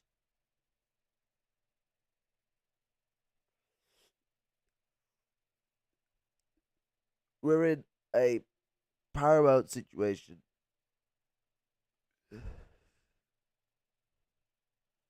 Not because of this bill, because this bill isn't the start of it. This is a continuation of a problem that has never been solved. Since the rise of trans struggle in the, what was it, the 40s, we have seen consistent transphobic attempts to crush these people and stomp out their struggle. Consistent, non-stop, never-ending. We must take heed on these issues. They all have the same pattern. Every time people only make small incremental pushes to try and solve an issue, the issue gets pushed back 10 steps. You try and move only 2 steps, it's going back 10 steps. You've got to be making those 10, 20 steps forward. We must march forward. Peace, comrade. Because every time someone makes small incremental steps, things get marched backwards. I mean, this bill was triggered by Biden putting in a bill that would allow trans people to be hired in the workspace across the board. I'm sorry, but that is not even protecting trans people's rights. That's not even elevating their rights. That's just the right to work. That's does anyone here believe that we ended women's oppression when we allowed them the right to work? This was literally not even a step forward. It was just a, that makes logical sense. No, I'm pretty certain everyone should be allowed to fucking work. No shit, Sherlock. Well done, Biden. But this because it was just this tiny step that had no significant adamation, no significant protections of trans people and what they go through, this tiny, tiny little step managed to push a leap 10 steps backwards, because then it was used as what's the word? I got it right earlier.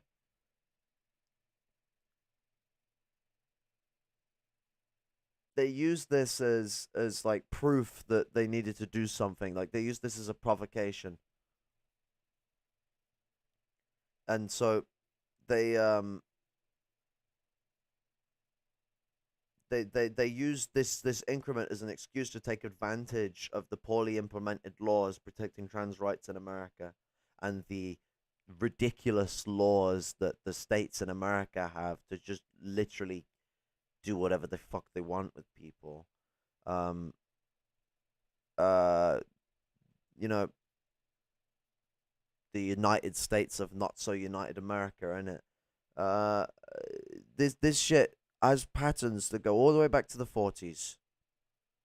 It's a spiraling problem that if we treat it as just a this is the now and we only solve this now and then we all go to sleep as soon as this is solved now, as soon as these bills are over and trans people can at least sleep in their own bed without having to have DFPS kick the door down and stick them into homes that are known for sex trafficking. If we all just put our heads down and sleep, then the same problem will rise again. There's what, fucking 80 years, well, 80 plus. I think the first books regarding trans rights were written in like the late 20s, early 30s. So 80, 90 years worth of struggle here, and still the same problem of rounding these people up, stealing them from their homes. Like this is 1930 fucking 6 Germany is happening. That's what they're trying to push through. And it will happen again. And it'll happen again. And it'll happen again if we don't push further. You got to go further than just people not dying. That is such a fucking simple thing to ask for. Women entering the workforce ended up undervaluing the average income in half. So now both partners have to work to make even less. This is, quote, progress under capitalism. Quote unquote, progress under capitalism. Yeah. And what's it? That'll be the incentive as to why capitalists would support this measure as well.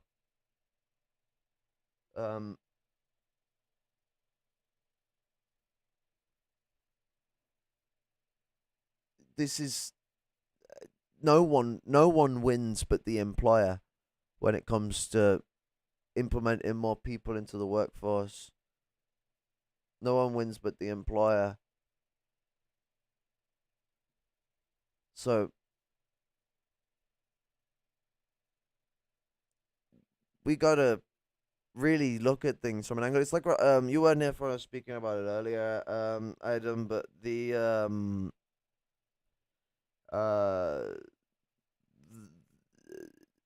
it was going on about bathrooms and all that, and I'm like, the problem that people have with bathrooms is they don't want to spend the money to implement actual gender neutral bathrooms where they're the best bathrooms ever. I love gender neutral bathrooms.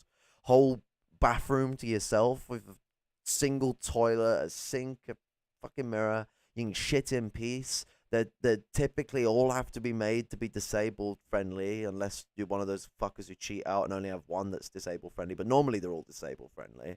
It's very functional stuff. The only reason gender bathrooms don't get done properly, gender neutral bathrooms, sorry, don't get done properly for people, is because it's not profitable. So then the argument has to be between letting people into gendered bathrooms, which I'm not entirely against, but the trans people themselves are in a dangerous situation. Like, and it's not just that, it's anyone and everyone. I mean, women to women are in a dangerous situation in multi-use bathrooms where everyone's shitting together. I don't know about you, but I feel pretty vulnerable when I'm having a shit. So, I mean, everyone wins with a proper gender neutral bathroom, but they've limited the argument to gendered bathrooms because no one wants to spend the money on proper gender neutral bathrooms that give people the privacy they deserve.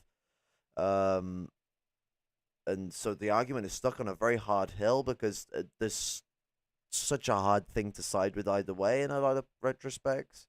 Not on the men's side of things, we're all scummy fuckers, but there's the issue of obviously fucking, you know, the way that men will abuse trans men, um, and the way that women can abuse trans women and vice versa. Um, you know, but obviously, I mean, it's more likely that trans people will be the ones being abused. A lot of them already are victims of these types of abuse. To protect them is sort of quite paramount in these situations. But as history will tell you, it's not uncommon for women to sexually abuse women in women's bathrooms. Um, and even men to just violate women's bathrooms and go in there, because the other issue with modern, gender bathrooms is it's a mind the the cubicle has a lock on it, the cubicle with open top and open bottom. But other than that, the only protection that these people have for their multi people bathrooms is a push door. So it's quite easy for people to get people in them situations as well, compared to the proper locked door systems that are used on a neutral bathroom. It's ridiculous. George Kurt Blom, although he was acquitted of war crimes, I'm not talking about shit like that at the moment. This is literally titled trans rights issues. I don't want to hear about the army. We'll talk about that when we're talking about the army. If this was a general discussion stream, it would be titled general discussion. In my house and every house I go to, there are gender neutral bathrooms and no one cares. My G. I love it. They create a third bathroom of single use bathrooms. This shouldn't be an issue, shouldn't be hard. Absolutely, absolutely. It's simple. It's simple shit to wrap together around one's knuckle.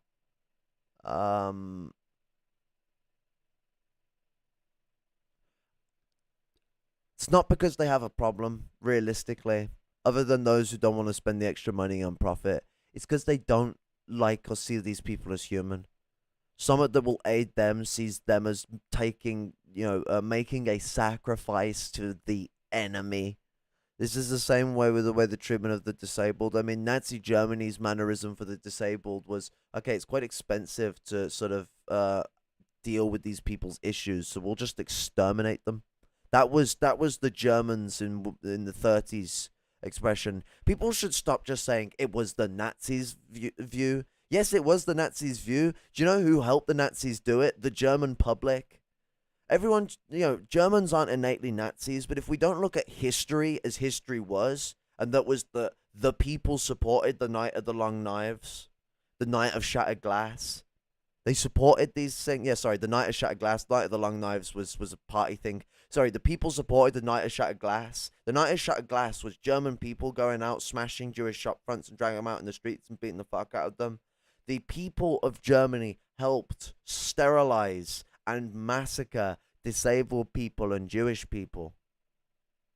People who were seen as inferior to the bloodline.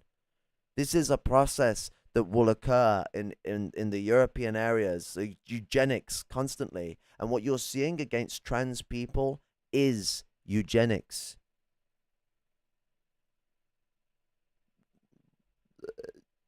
It's what gives them a great vein. Would be vein the right word? It gives them a great strength of solidarity with colonized and disabled folk. It's what brings colonized and disabled folk together. I mean, not only because a lot of disabled folk are colonized, just out of logic's sake. I always feel weird saying that, but of course, diagnosed people aren't always almost feels like you're singling people out of way too much. When you have to block everything out like that, it makes me feel nervous and awkward. But the lot of solidarity between us because of the eugenics thrown against us. I mean, fuck me. be the person who's both colonized and disabled, and you're in a fucking shit tip. But if you're the person who's colonized, disabled, and trans, fuck me, you have asked for a right fucking horrible life. Well, you haven't asked for it, but God has given it you anyway.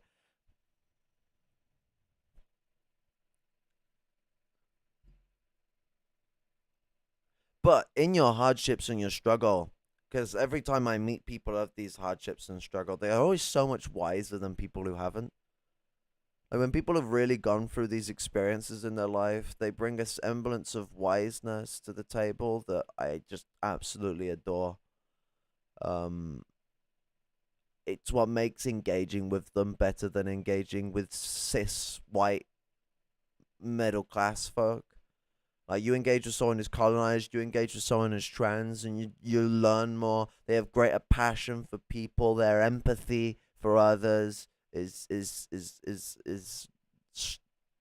it sings a song. It plays its tune. Um, is it fair to say all trans people are lumpen by definition? Um, Disenfranchisement is certainly true. I would certainly say anyone who's a trans worker would be lumpen, but it's a bit different for the labor aristocracy. Um, yeah, I would say it would be similar to the way that the disabled function. I mean, disabled aristocrats are not lumpen by standards sakes. Some of them can be, but typically not.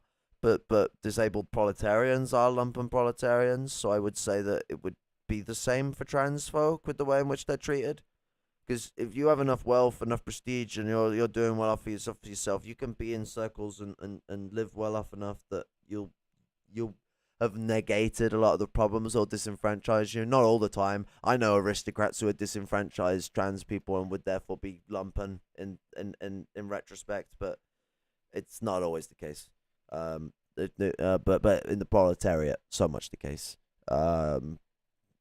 Complicated in my opinion.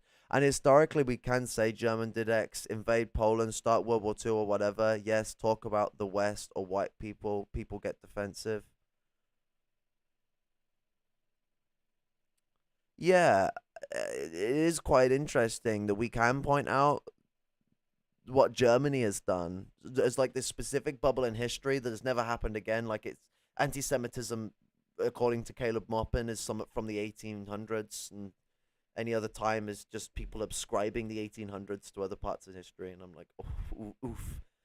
Uh, uh, Europe, white people, the northern hemisphere, because it's not just Europe. I mean, whiteness has been adopted by Eastern empires as well in the modern era. The northern hemisphere is cracked up full of shite. But the only time people will criticize or talk of the issues of the northern hemisphere, it's of the east. And fuck me, I'm fucking heavily critical of the Eastern empires, but I'll even say 9 out of 11 of the things said by these dickheads is utter bollocks. Like, I'm someone who is always looking for ways to criticize China because obviously I want to know a better and I want to know the most truthful mannerism I can to criticize a nation that is not just capitalist but fascist and call itself communist, but also in which I come up with that criticism. I want the best angle of which I can criticize that angle of attack, so I can best convince people what I know is true within a discussion. I mean, I should have people already interested in my ideas before they're having to ask me for sources, so that when they're asking me for sources or decide to look into it for themselves, they're intrigued in my ideas. I shouldn't be just dumping sources on people, but go look at all the bits and pieces of that. But I'll even turn around and say, that's bollocks when I see all these points on China that make China out to be even more horrible than a country that's literally committing cultural genocide as we speak. More horrible. I mean, they turned cultural genocide into literal massacre. That's what the Americans did to its propaganda. And anyone looking to be anti-China could whip that shit up like it's fucking Cheerios and milk. The or Fruit Loops for the Americans. Um, but the no, I could whip that shit up nice and easy. There's so much anti-China hysteria that just talks utter bullshit that's based on Orientalism and all this other crap. And this is how you tell someone who has a truthful angle about things. This is off topic, and I didn't want to leave the topic, but I will just get into this. So when you're dealing with someone, you'll notice they'll either just ascribe anything that is bad as truth and follow that as truth. So when they see someone say the Uyghurs are being massacred, they'll take that as truth and they'll run with it. They won't look into it and look into actually its cultural re-education, more akin to reservation schooling and stuff like that, where they're reaffirmating what culture means and therefore cultural genocide, and learn there is something wrong going on here, but not what's being said. They won't do that. They'll just take and run with it. Someone who is sort of looking at it, when they see something that is wrong and oof, they won't just run with it. They'll look at, okay, where is this coming from? What is the deviation in regards that makes this bad criticism? That's what you know someone is truthful, because I mean, I don't not only am quite critical, I mean, I'm someone who has a lot of sort of emotional weight to what I believe, because I care for the truth. So I put a lot of my heart into the way I look at things. So a lot of the things that I have regarding China, comes from a factual position. I look at things from a truthful perspective.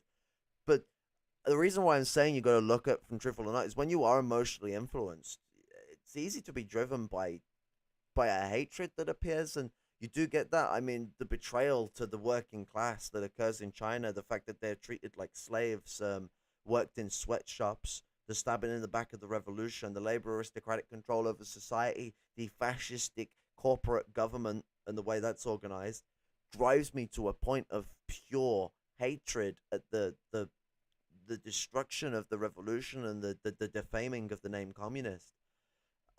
So I'm just sort of putting that into account, that that perspective is somewhat unavoidable for someone like me, or a lot of comrades. I mean, who are have passion for what they say. Is that they go two ways. Being passionate or being emotional should never be a measure of how someone thinks.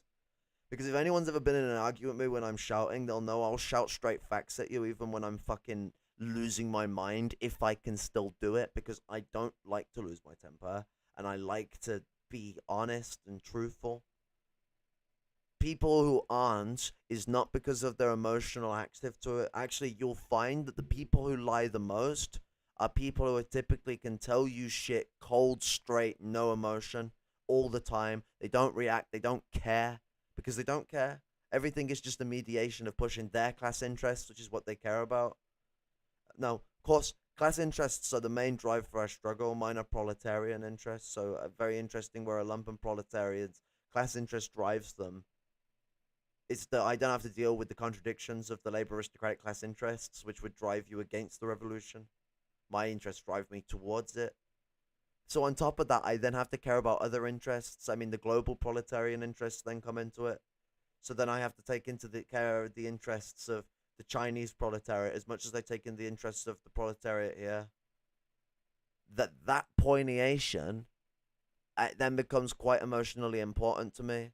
Someone who only cares about their interests as a labor aristocrat will not show the emotional care or attenuation to a nation in struggle, or an oppressive, any nation where a proletarian is in struggle. They will not show that care or effectivity. There's this, because it's a petty bourgeois myth that those whom present a sense of emotional attenuation to what it is they're involved with, that they are therefore misguided by their emotions, and therefore misguided in the way in which they are thinking, operating, etc. Bullshit. If someone has their heart in something, they are going to care more to do what they can to get it right. At least that's me coming from an autistic perspective. If it's different from neurotypicals, dial in now. But I don't have a number, so just use your imagination if neurotypicals can. Got him. But if you care and love something, you would think you would attenuate to it more and would know about it more.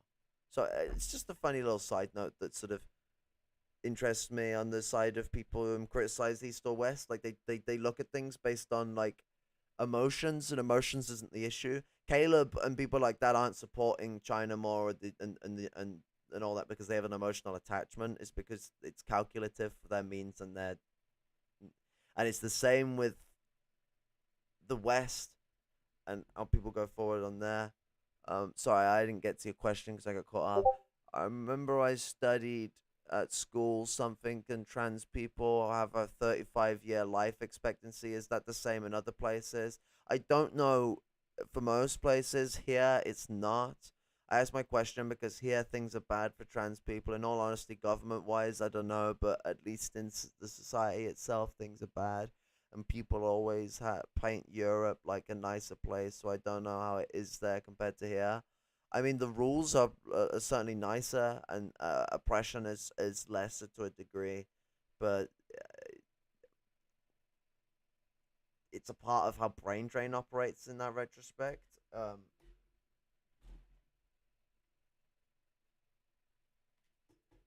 So they use trans rights, like just the basic laws, not improved treatment of trans people, as a mannerism to pull people away from third world and second world countries into first world countries. Brain drain happens in many different mannerisms. And it's used for precedent for war. Um, uh, Israel has trans rights apparently. I say apparently because I know that they legally do, but I know someone in Israel who is trans, and they are, I think they're part Sephardi or part. No, I think they're part Mizrahi. Yeah, I think they're part Mizrahi, Ashkenazi, which are the actual ethnic groups of the Jewish the Jewish religious culture goes to. There's no such thing as the Jewish ethno religion. Just to cover that bit again, I'm gonna keep repeating that on that as much as possible. Um, in that, they're trans. They get mistreated for them being trans. Like public public perception and acceptance and actual teaching and education, etc., and things like that aren't very good in a lot of these places. So someone like Israel, for example, it technically has trans rights, but um, uh, the um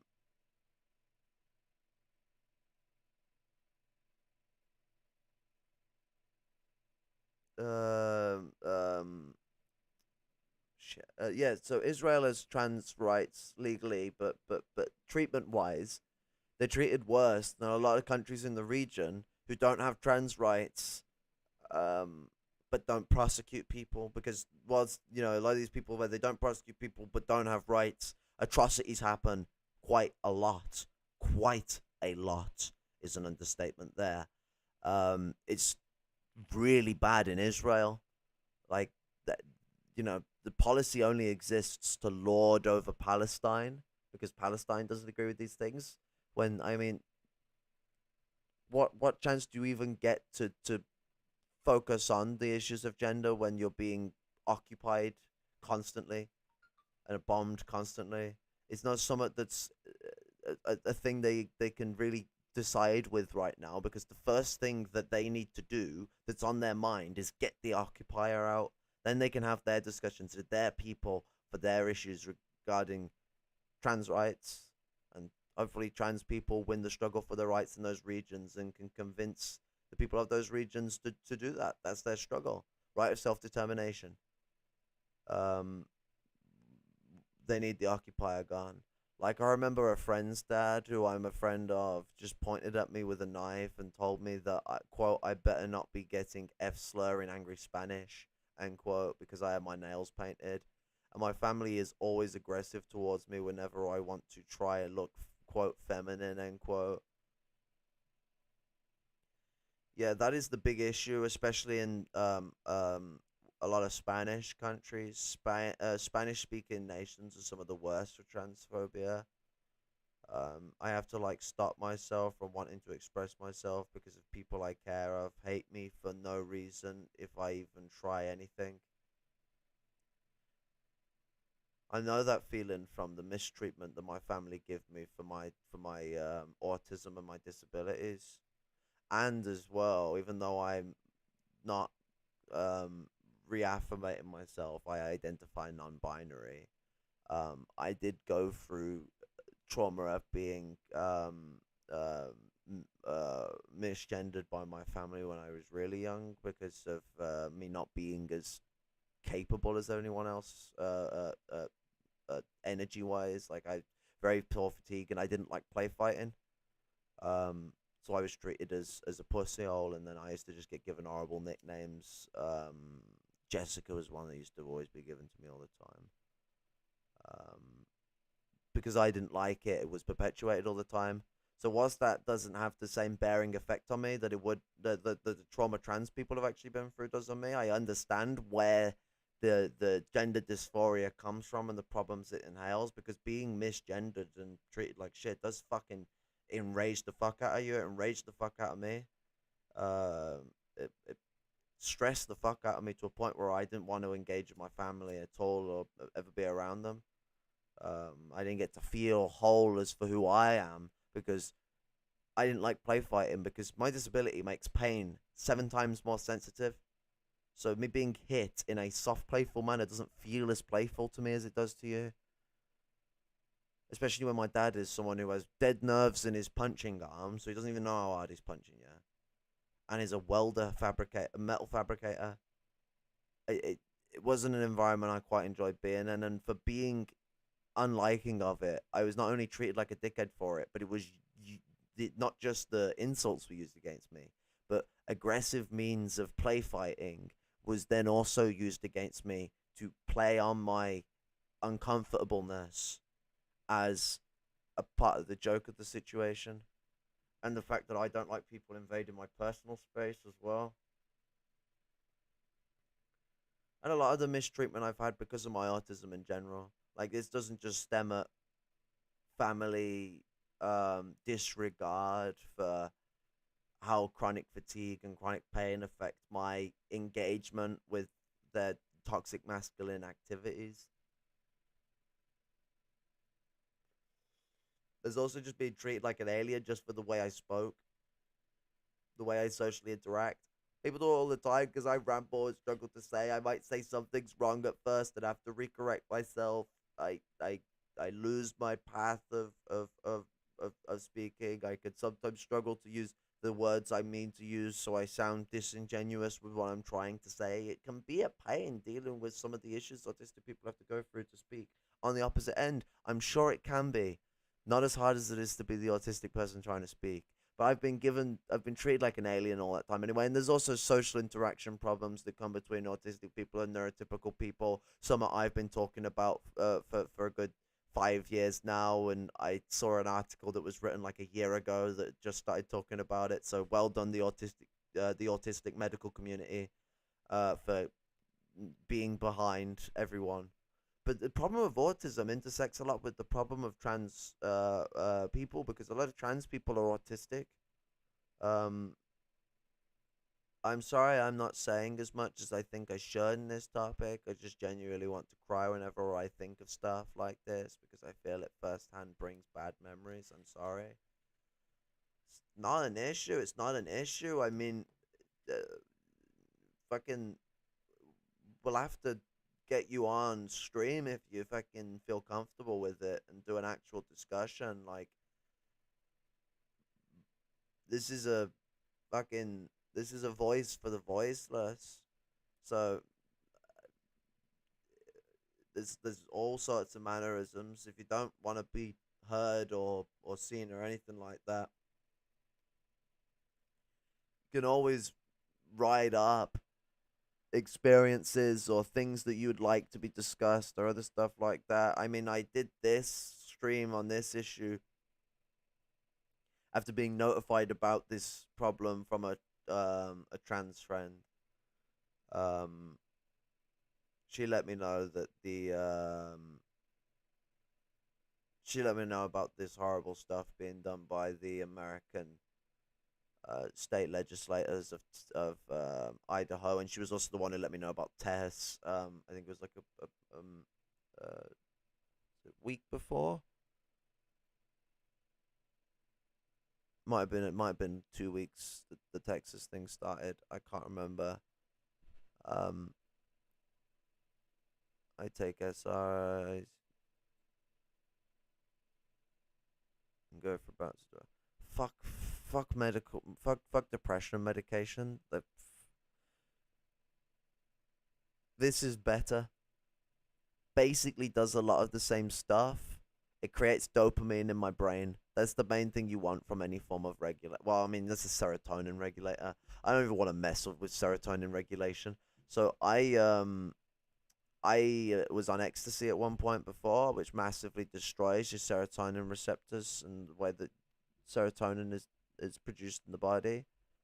Um, Serotonin regulators mess with those same serotonin replicators in a similar way, but in a much more delicate fashion. That's not really the issue. The problem is serotonin itself.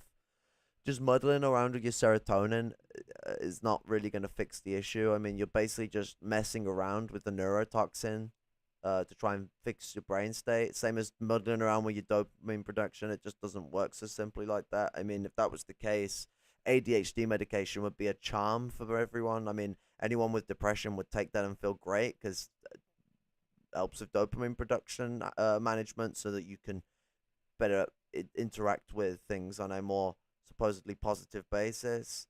Um, the the problem with depression is environment. It's stimuli. To medicate and not change the environment, you'd never fix the problem. You'd just be in an uphill landslide of having to change and increase medication strengths or stick on the same medication strength forever and never change. Always feel off the cuff. Keep every time so much stressful of any sorts happens, have over the top reactions to them because there's a commonality I see with people on antidepressants is that it makes them hysterical as well. It can make my mom quite difficult to deal with. I'm hysterical normally, so I don't even I haven't been on antidepressants since I was on metazapine like 5 years ago. Um, Maybe six now. Uh, it was when it was just before I went on the streets the second time, so time ago. Um, I went off the fucking chart. I stopped them because of it because they weren't doing me any good. I don't trust them. Best way to deal with depression is sleep a lot or do something constructive like clean up a room or construct something. Yeah, I I agree.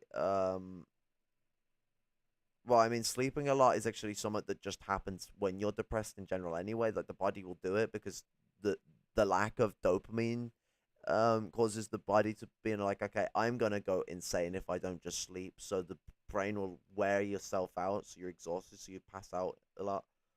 Um, uh, it's recuperation is what it's called. Um, but construct something. The probably best thing to do, doing something with your mind and get yourself going about. Great way to keep yourself flowing. Um, get into those Legos. But the yeah, no, keeping one's minds boggling and other stuff like that. But yeah, no, you wanna be careful with them things. I'd get in a call, but I'd be shy when speaking loud to people I don't know. And if I write, at least I can check something before I say it.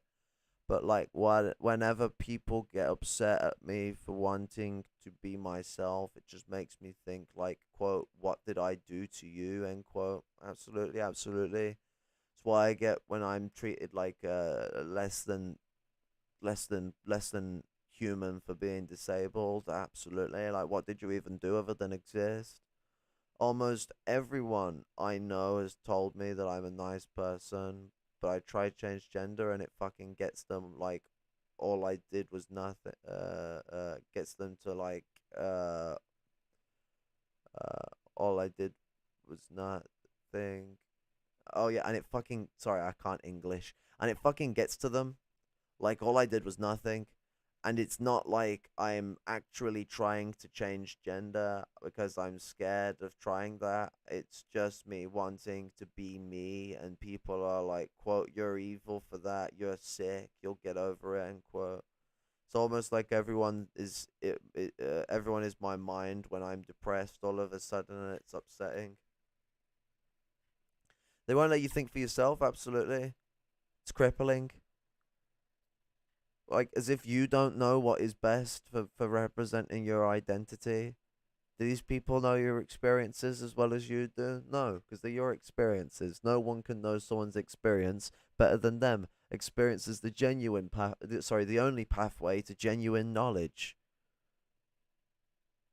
Don't let them cause you to doubt yourself, because it will be ingrained in you because of the doubts that I had thrown against me about my disabilities growing up. Mind you, I thought it was arthritis back then. I ended up finding out it's fibromyalgia when I got diagnosed and properly assessed.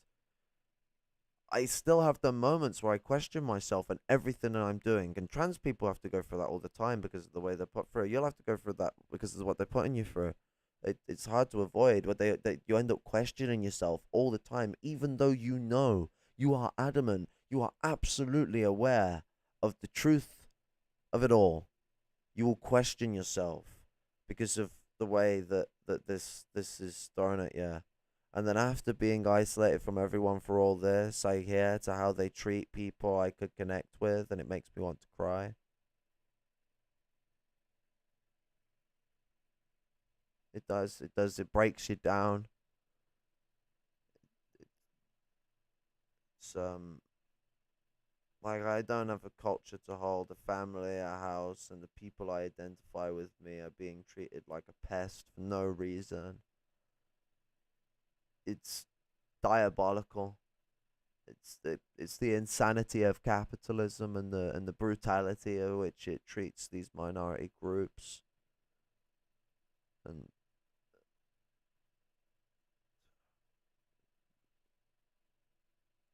fucking God have mercy on their souls, and may God smite those who fucking dare mess to them. There will be rising up in the streets, or this will end up in genocide. That's the only two options that have been put forward by society. Either people stand by trans people and do what is right, or this this is not going to change for anything other than the worse. Trans rights are human rights. If people don't get that into their fucking heads, we are going to see this get so fucking bad that it is not going to stop at just trans people. LGBT people in general should be in fear. This will not just stop with trans people, just like how when racism towards one racial group, like let's say the rise in anti-Semitism against Muslims, doesn't just stop against Muslims, it then increases anti-Semitism against Jewish people too. It then increases racism against black people and other foreigners of etc. Um, this is the way in which these things flow and function because it is based off a system that rules itself off of profit. Trans people are not going to win this fight alone, and that should not be seen as a measure of whether their fight is valid or not for those on the right and the pat socks who think that, or social patriots, call them what they actually are. I'm sick of the pat sock thing. Social patriots. Give them a social democrat style moniker. Patriotic socialist is the fucking natives. They come up with the term. Patriotic socialist comes from them. That is not a term that we should allow to be stolen by Duganites. They are social patriots.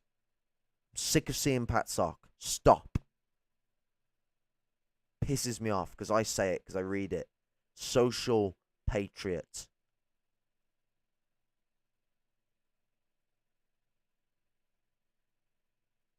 whom don't have that in their head, these people on the right will push further than just stopping these people from existing. You know, it's a profitable means to which that these things inhale, and it's profitable in the sense of class interests. Class interests are what keep people divided, and the labor aristocracy fosters a disparity between these groups. These social patriots and these right wingers in these first world nations look to alienate the people from the trans struggle. Trans people cannot do this alone. We have to stand by them. Trans rights are human rights because trans people are human too. Same with any and all rights for groups that are oppressed by capitalism. Preach it true. Preach it true. It's we stand by the colonized, the disabled, those whom are trans. We stand by those whom are women, men, children, fucking elderly people, because we're all human and we're all in this together. Absolutely right. And in this situation, trans people need all the fucking solidarity and support we can offer them. The ignorance to this struggle should be seen as supporting those whom are standing against the trans people. People whom are ignorant to this struggle should be seen as those, and I don't mean ignorant in the old school definitive of not of unknowing. I mean chosen ignorance. Let me be more specific. Those who choose to ignore this issue and those whom choose to downplay this issue should be seen as those whom support the enemies of trans people. They should be seen as those whom are on the side of our enemies in this issue. The choice to ignore is a privilege trans people don't have. To wane that, to reign that, to wave that privilege over their heads is to shove it in their face, the dangers of which is presented before them. We must be steadfast with our support and stand by these people unwaveringly. I guess that concludes this. I expected this stream to be shorter, but I mean it was less than the last one. I mean, I probably could have got it done in 40 minutes, but you get a full 2 hours and 20 minutes. Just changed to 2 hours and 20 minutes when I said 2 hours and 20 minutes. Look at that for quality. Now, although it will, I don't know whether latency will screw that up. Who knows?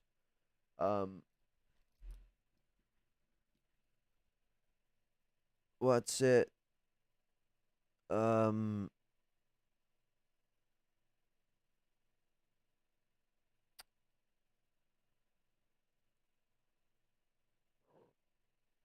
Is working on my backyard by the time you start. It's no stress. It's no stress.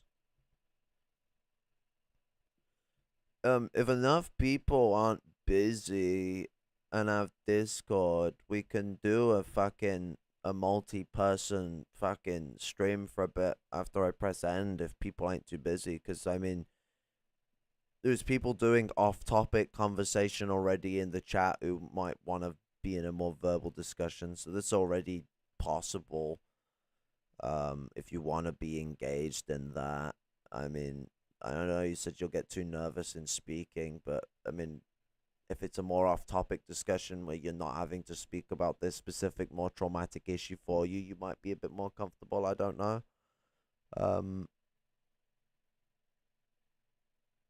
But absolutely welcome. I don't deserve thanks. I'm not even doing the bare minimum just by speaking about this. I'm not doing enough by just speaking about this. There's more I can be and should be doing. I'll see if Gengaros is interested. Probably listening but wowing right now, hence why no response from their end. Aiden might be free. If Rob's free, I'll have to get him about.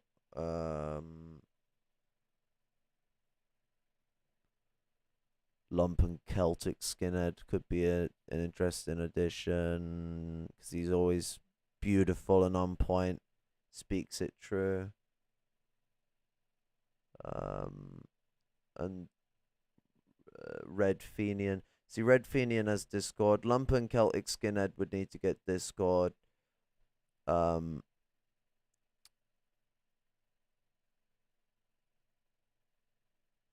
think everyone else has Discord that I've mentioned. Yes. So maybe we'll see what we can do.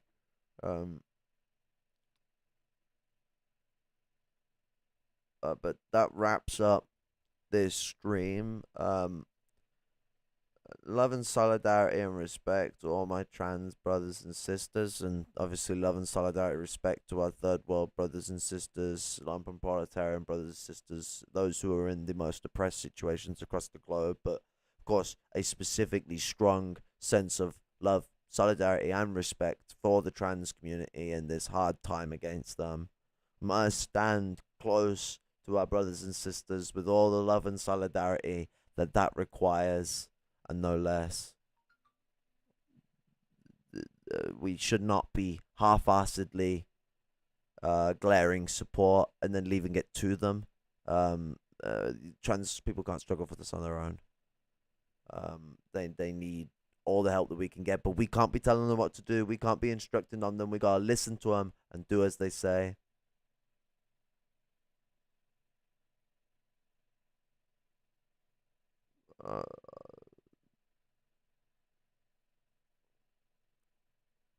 All the Nat socks. I like your correction. Okay. I'll speak about with that in Discord. If it's live, we might be able to do that now. 1 second. But yeah. Red salute, comrades. Love and solidarity to all my trans brothers and sisters. Love and solidarity and all to the lumpen proletarian, to the colonial, to the anti-colonial struggle of the third world, and obviously those within the first world fighting the colonism against the third and fourth world people, and just all preach it, fight freedom for the people of this world. We gotta keep standing together. Fuck these people who want to stand against the oppressed and enforce these Nazi policies over trans people like they are animals. I will not stand by as the people are treated like animals. Neither should you. Peace, comrade. Respect.